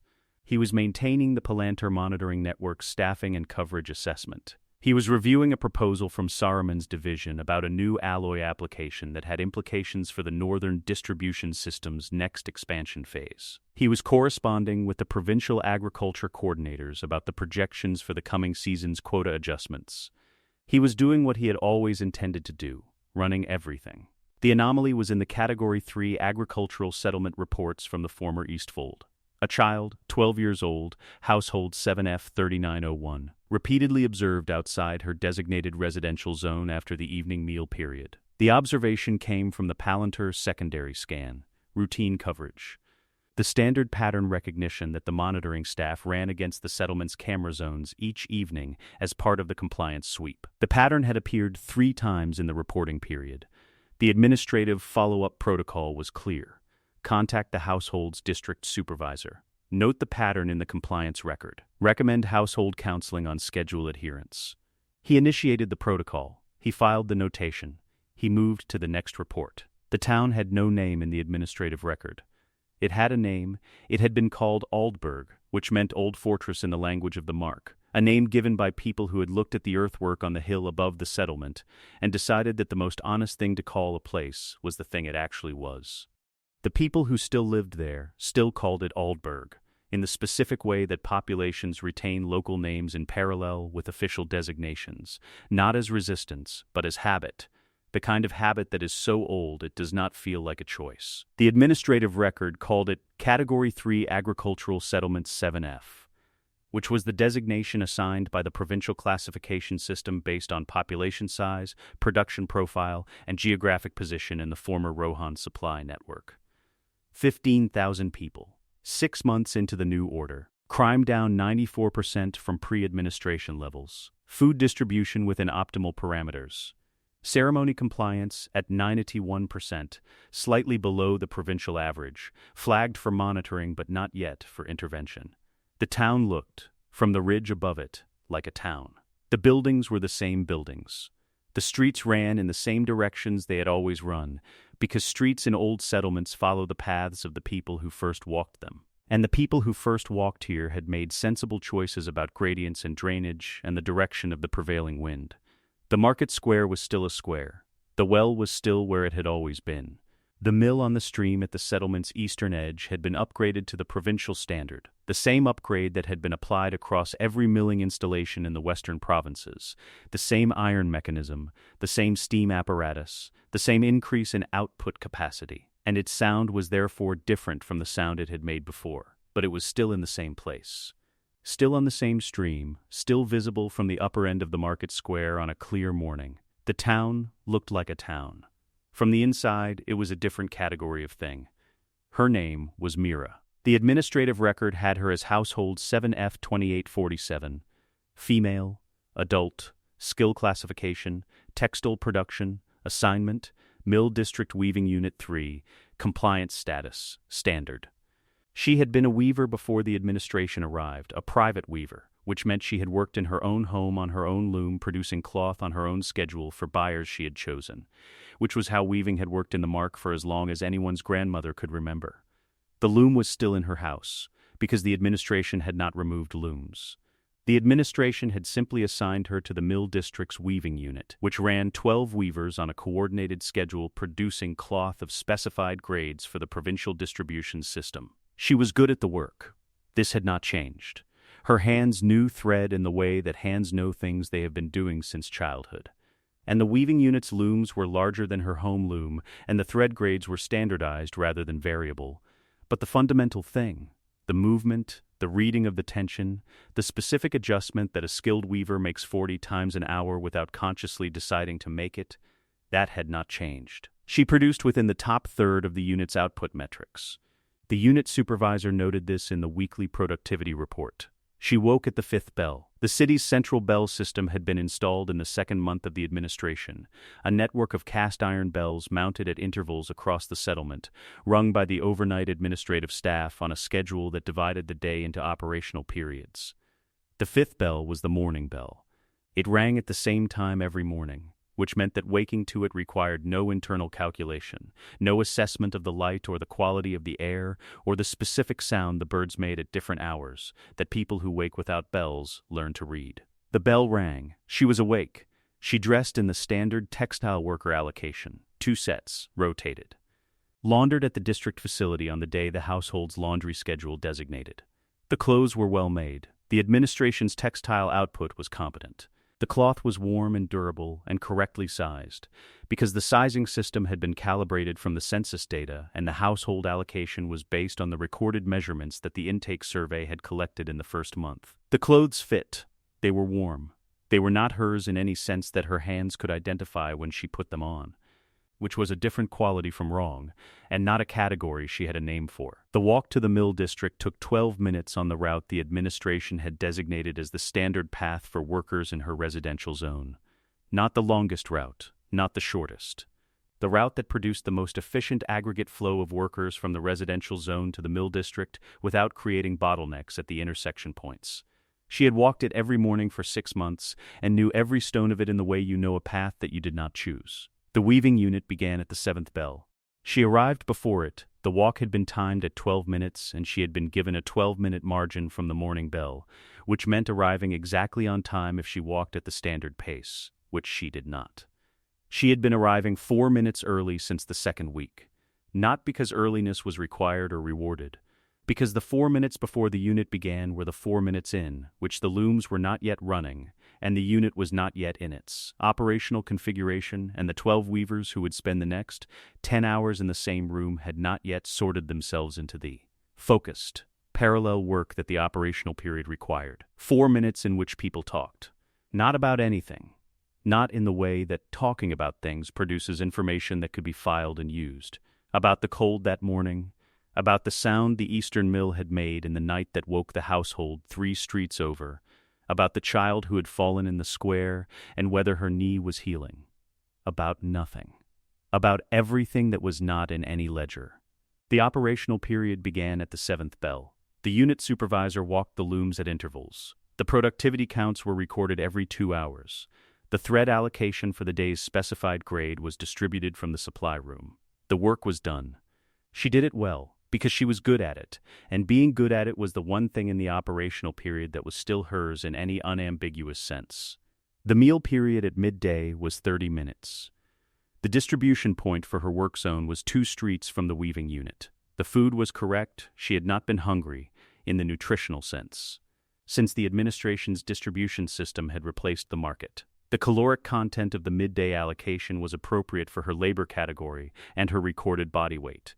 She knew this because the intake survey had explained the calculation system, which was more information than she had ever had about the nutritional content of what she ate in the years, when she simply bought food from the market and prepared it and ate it and did not know and did not need to know what its caloric composition was. She ate in the 30 minutes. She returned to the unit before the bell. The afternoon operational period was the same as the morning. The thread was the same thread.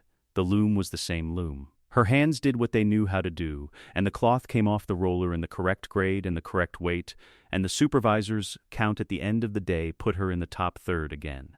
And she put on her outer layer in the changing area and walked out into the late afternoon light. The evening ceremony was held 3 times a week. This settlement ceremony schedule was Monday, Wednesday, Friday, the provincial standard for Category 3 settlements, which received reduced ceremony frequency compared to Category 1 and 2 settlements on the administrative rationale that ceremonial overhead above a certain frequency produced diminishing compliance returns in agricultural class populations. The ceremony on this particular day was Wednesdays. She stood in her assigned position in the ceremony square.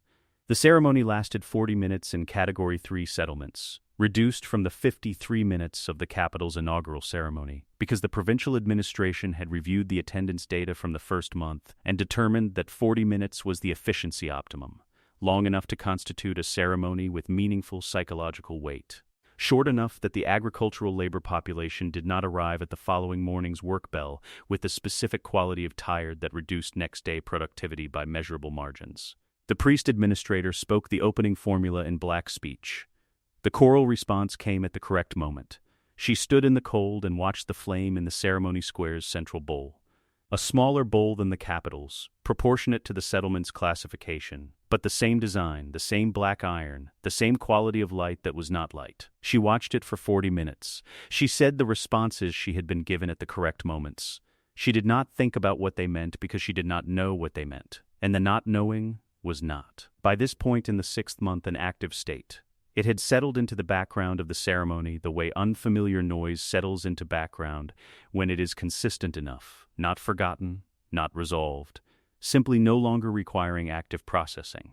The ceremony ended. She walked home. The child was in the lane outside her household. Not her child, she had no children, which the census registered as household composition data rather than a circumstance with any quality to it. The child was from the adjacent household, 8 years old, small for 8, with the specific quality of attention that some children have that looks like distraction but is actually the opposite. She was looking at the trees at the end of the lane. There were 3 trees at the end of the lane, old ones, pre-administration, the kind of trees that had been there long enough to have grown past the height where administrative decisions about space efficiency would notice them. They were occupied. Several birds, difficult to identify in the failing light, were moving through the upper branches with the purposeful quality of birds settling for the evening. The child looked up when she heard footsteps. She said, "Do you know what kind those are?"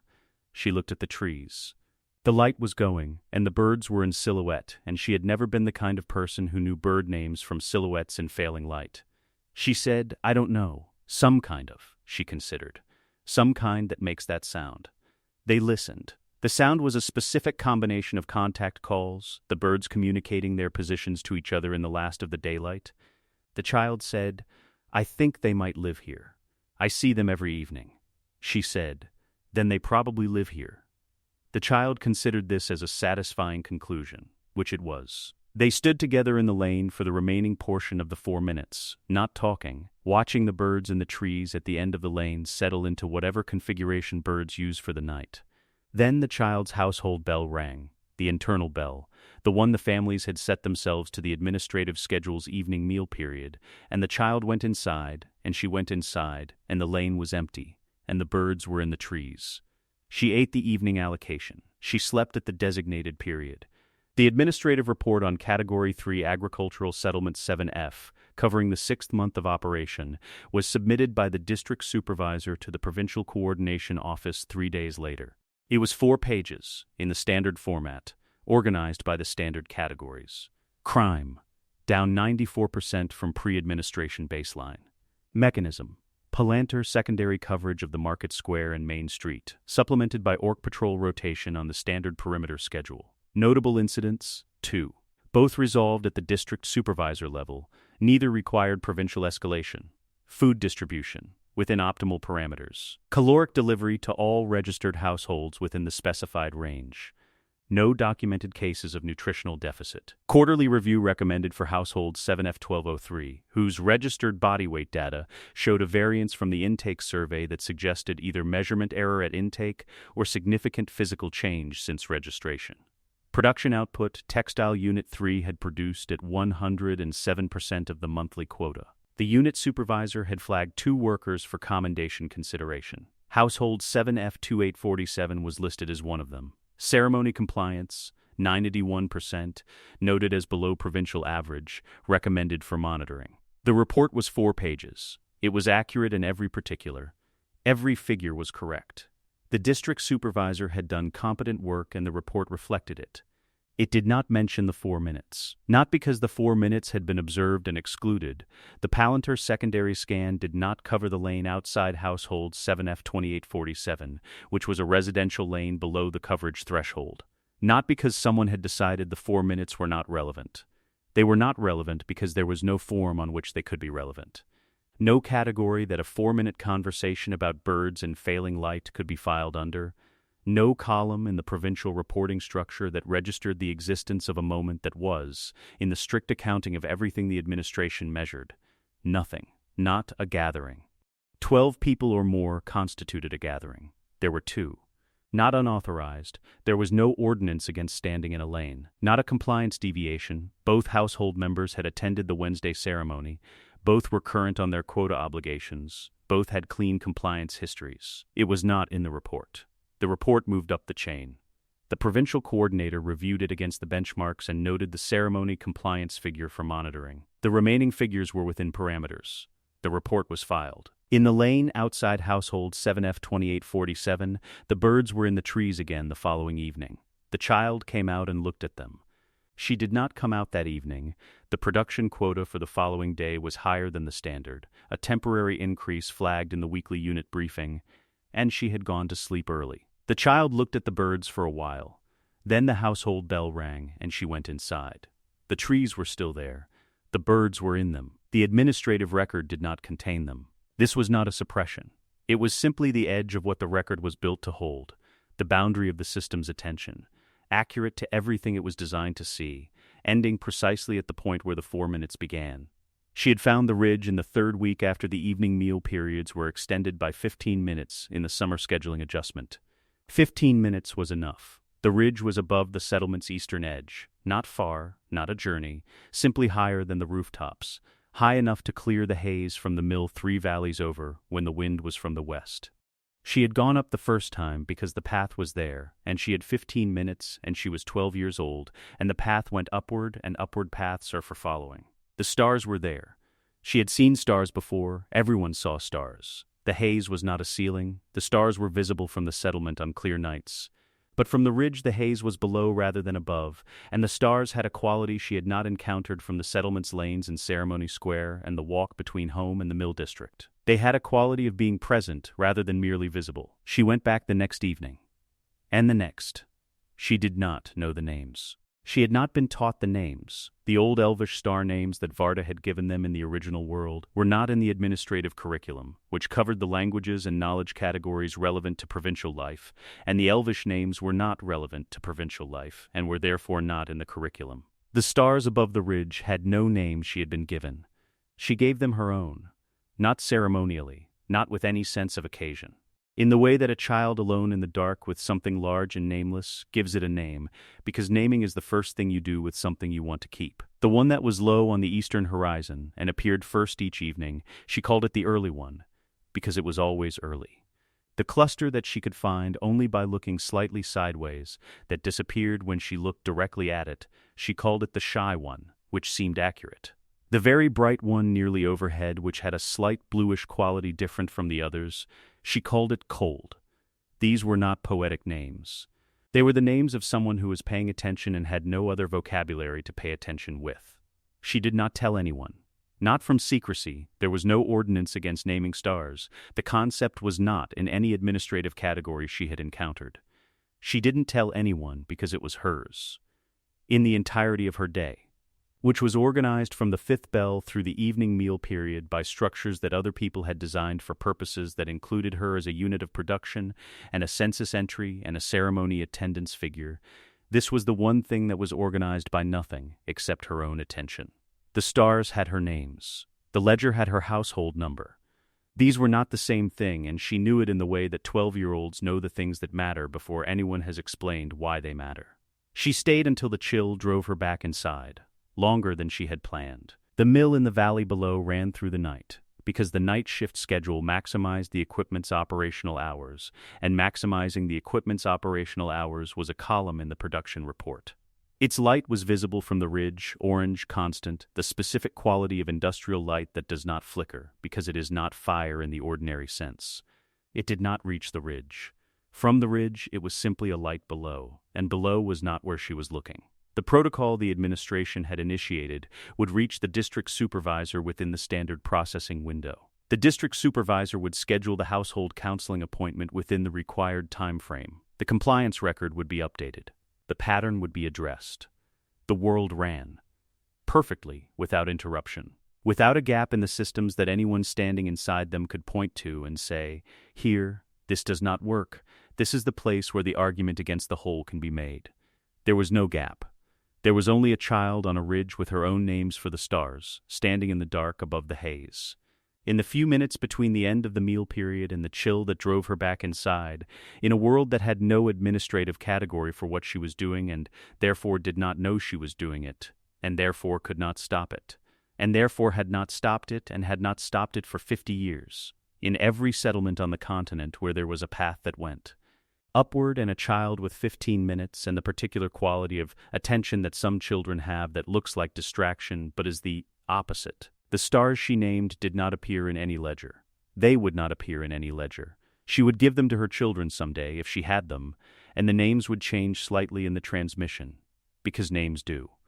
The early one might become the first one, cold might become blue, the shy one might stay exactly the shy one, because that one was right, and a right name has a quality that resists changing. Her children would add names she hadn't thought of. Their children would add more.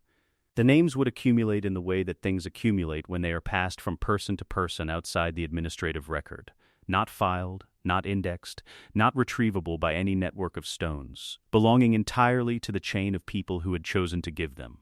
Sauron would never know the names. There was no mechanism by which he could know them. The Palantir secondary scan covered the settlement's main zones and noted the pattern of absence. It did not cover a ridge. It could not cover every ridge on the continent, because the ridges were not in the settlement zones, and the settlement zones were the boundaries of the scan's design. The names lived in a place the scan was not built to reach. which was the same place they had always lived, which was inside a person who had made them up in the dark. In the Age of Iron, this was the smallest possible thing. The administrator filed the protocol. The protocol moved through the chain. The compliance record was updated. The world continued to run. The stars, unnamed in any system, were above the haze and the clear air over the ridge, as Varda had made them. Very far away, and very old, and entirely indifferent to the ledger that could not find them. They gave no account of themselves. They did not need to. Círdan had been building ships since before the sun. This is not a figure of speech. The sun was made in the first year of the First Age, lit from the last fruit of Laurelin after Morgoth and Ungoliant destroyed the trees.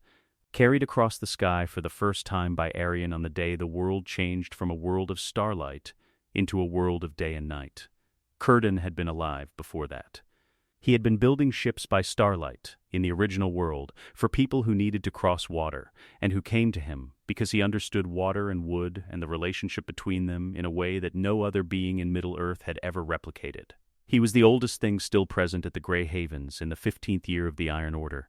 Not the oldest thing in Middle-earth. Bombadil was older, and Bombadil's relationship to the new administration was the same as his relationship to everything else, which was that he was outside the administrative categories in a way that made him impossible to file and therefore invisible to a system that organized reality by what it could file. But Bombadil was in the Old Forest, and the Old Forest was not on the strategic map. Cadawn was at the edge of the sea, at the place where the continent ended and the water began, and the water curved away on the straight road toward Valinor, and he had been there since before the world had its current shape, and the Grey Havens were his work and his purpose in a way that was, for him, not separate from his identity. The ships in the harbor were beautiful. He had always built beautiful ships, not because beauty was the specification, but because the specifications that produced the most seaworthy vessel, the hull curvature that handled deep water, the mast placement that read wind correctly, the specific geometry of the prow that moved through waves rather than against them, were also the specifications that produced beauty, and the coincidence was not, in his understanding, a coincidence. It was the same thing twice. There were 7 ships in the harbor in the 15th year. All of them were finished. All of them had been finished for some time. None of them had left. The administration had come to the Havens in the 14th year. Not Sauron. The Havens were at the extreme western edge of the continental territory, geographically remote, strategically secondary, for 13 years after the fall of Minas Tirith. The Palantir network had the Tower Hills stone, which meant the western sea lanes were under observation, and the observation had confirmed what the geographic assessment had already suggested: there was nothing happening at the Grey Havens that required urgent attention. An old shipwright. A diminishing community of elves. Ships being built for a journey that under the current administrative structure no one was making. He came to it in the sequence. When the sequence permitted, when the more urgent administrative concerns of the first decade had been addressed and the provincial structures had settled into their operational rhythms and the Palantir network was fully staffed and the ceremony compliance figures across the continent had normalized into the plateau that the second year's data had predicted they would reach. When the Grey Havens appeared on the priority list in the position that it had been moving towards since the network assessment in year 3, he sent a representative rather than coming himself, because the Havens did not require his personal attention, and his personal attention was a finite resource that he allocated with the same precision he applied to everything else. The representative was a senior provincial administrator from the Western Coordination Office, experienced, capable, the kind of person who could conduct a complex administrative transition without requiring escalation to the central core for every decision point. The representative arrived by ship from the coastal road terminus, because the road to the Havens had not yet been upgraded to the provincial standard, and the sea approach was faster.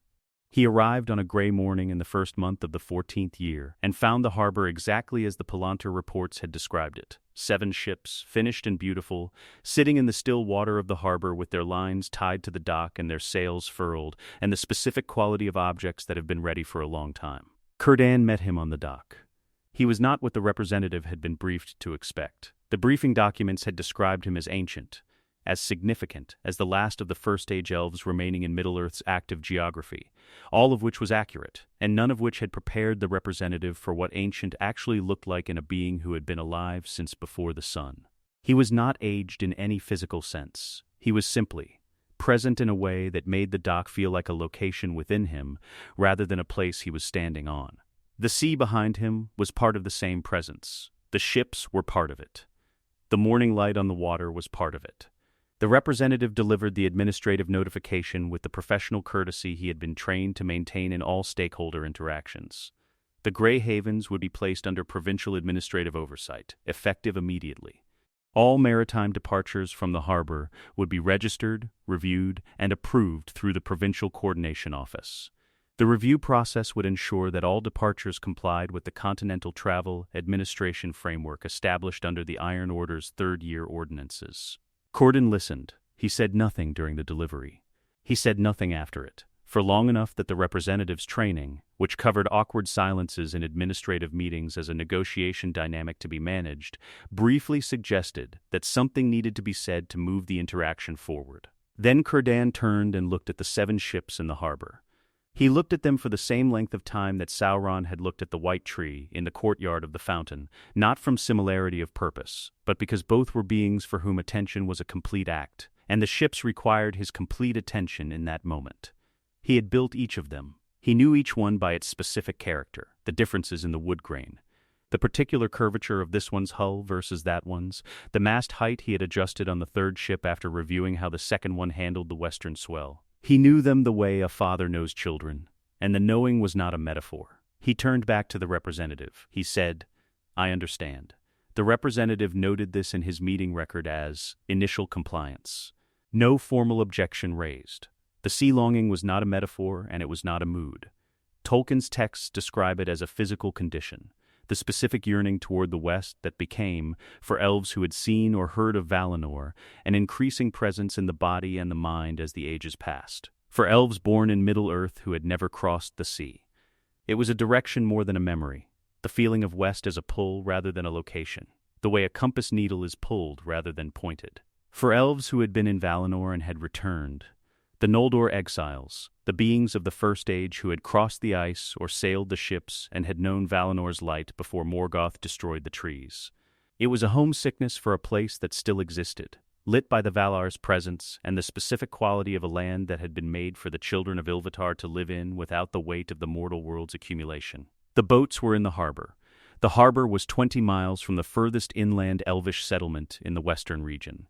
20 miles, on a clear day, produced a quality of air that was different from the air further inland, saltier, with the specific weight of a coast, the specific smell of the sea that was not salt alone but something beneath the salt, the presence of the water as a thing that went in a direction that all other water did not. 20 miles was close enough that on still nights the sound of the sea reached the inland settlements. A steady sound, consistent and low, the kind of sound that does not vary in response to anything the listener does. It never stopped. The first application for departure clearance was submitted in the second week of the oversight regime. A family of 3, Noldorin, which the census had them as, though the census categories for Elvish population were crude instruments applied to a species that did not map cleanly onto them, who had been in the Havens community for 11 years. Waiting, they had arrived in the 3rd year of the Third Age's final decade, intending to take one of Círdan's ships west. And the War of the Ring had made the timing complicated, and then the War of the Ring had ended in a way that made everything complicated, and 11 years had accumulated while they organized themselves to leave, and now they were organized, and the oversight regime had arrived, and they submitted the application. The application form was 27 pages. The Provincial Coordination Office had not designed the form specifically for Elvish departure applications. It was the standard Continental Travel Authorization form, designed for the range of travel requests that the administration received, from commercial road transit to interprovincial relocation to maritime trade voyages. The standard form required identity documentation for all travelers, in the census format, point of origin, in the provincial address format, destination, in the approved destination code system, purpose of travel, in the enumerated category list, expected duration of absence, in the standard time format, accommodation arrangements at the destination, with registered address, sponsoring administrative authority at the destination, with contact information. The approved destination code system covered 214 destinations. They were organized by province, then by settlement classification, then by settlement identifier. The system covered the continental territory from the Blue Mountains to the Sea of Ren. It covered the island territories that the maritime trade network reached. It covered 4 coastal destinations on the southern continent that the eastern trade routes had historically accessed and that the new administration's maritime expansion was beginning to regularize. Valinor was not in the system. It was not in the system because it was not in the continental territory. It was not accessible by the trade routes. It was not accessible by any route that the Provincial Coordination Office's travel framework had been designed to address. Because the Provincial Coordination Office's travel framework had been designed for the world that existed, and Valinor was not part of the world that existed in any sense that the Provincial Coordination Office's administrative instruments were built to register. The family submitted their application with Valinor listed in the destination field. The application was returned within 3 days with a processing error notice. Destination code not recognized. Please resubmit with a valid destination code from the approved list. The family consulted the approved list. They identified that the approved list did not contain their destination. They sent an inquiry to the Provincial Coordination Office asking how to proceed when a destination was not on the approved list. The Provincial Coordination Office replied that unlisted destinations could be submitted for consideration by the Destinations Review Board, which met quarterly, and that applications for unlisted destinations required supplementary documentation including geographic coordinates in the standard format, administrative contact information for the destination authority, and evidence of the destination's recognition by at least 2 existing provincial administrations. Valinor did not have geographic coordinates in any format available to the continental mapping system. It did not have an administrative contact in any format the application required. It was not recognized by the provincial administrations, because the provincial administrations had not been designed with Valinor as a category of thing that required recognition. The family held the application form. Word traveled through the Elvish communities in the way that information travels among a people who have not fully adjusted to the administrative information channels, and who continue to use the older methods, person to person, in the Elvish languages that the administrative system did not use, and therefore could not monitor with the efficiency it applied to Westron communications. The word was, the form cannot be completed. The elves who had been waiting, who had been in the communities along the western coast and in the remnant settlements of the former Elvish territories, waiting for the chaos of the war's aftermath to settle into something navigable, received the word and understood it with a specific understanding of a people who have been reading administrative signals for 3 ages of the world. The form was 27 pages. The form could not be completed. The boats were in the harbor. Círdan stood on the dock in the 3rd month of the oversight regime. The Noldorin family had been to see him twice. He had no authority over the application process. The Provincial Coordination Office was the relevant authority. And his relationship to the Provincial Coordination Office was the same as his relationship to the administrative system generally, which was that he was in it and could not engage with it on terms that did not include the 27-page form as a real object in the world. He had been in the world for long enough to have developed, in the ordinary course of existing, a framework for addressing problems that was built on the assumption that the problem could be met with wisdom, or with craft, or with patience, or with the specific quality of action that comes from a being who has been watching the sea long enough to understand it. The 27-page form was not addressable by wisdom, or craft, or patience, or the specific quality of action that came from understanding the sea. It was 27 pages.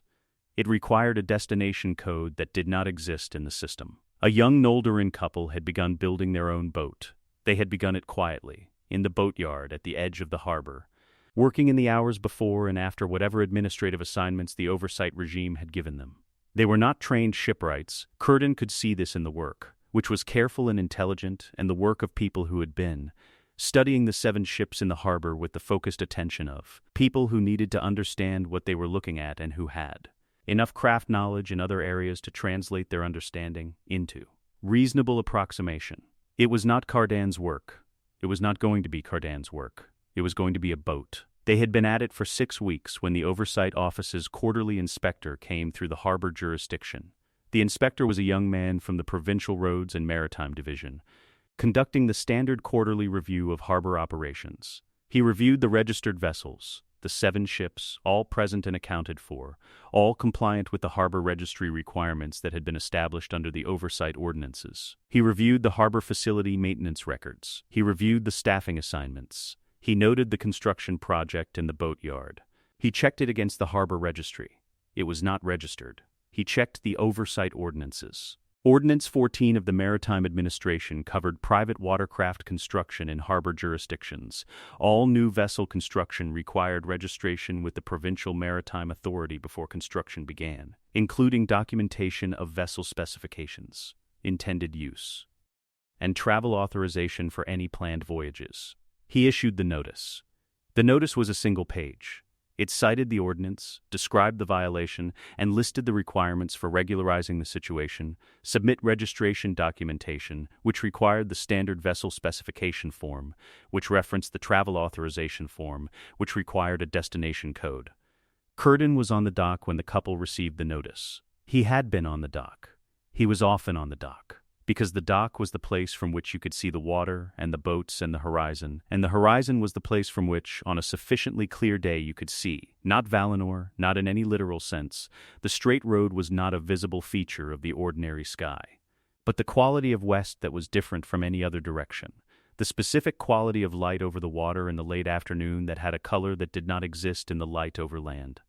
He looked at the couple holding the notice. He looked at the boatyard, where the partially constructed hull sat on its supports, 6 weeks of careful work in the wood. The couple's knowledge of what they needed to do encoded in every joint and every shaped plank. He looked at the notice. He had been alive since before the concept of forms existed, before writing itself, in the deepest sense, before the marks that people made on things to record what they meant had been systematized into anything as organized as a 27-page application or a single-page ordinance citation. He had watched the world develop from the state in which information was held in minds and transmitted by voice into the state in which it was held in documents and transmitted by process. He had thought, across the long span of that watching, that he understood what the development meant. He had thought that documents were an extension of the same impulse as memory, the desire to preserve what mattered beyond the span of the individual mind holding it. The ordnance citation was for a boat that 2 elves had been building so that they could go home. He said nothing.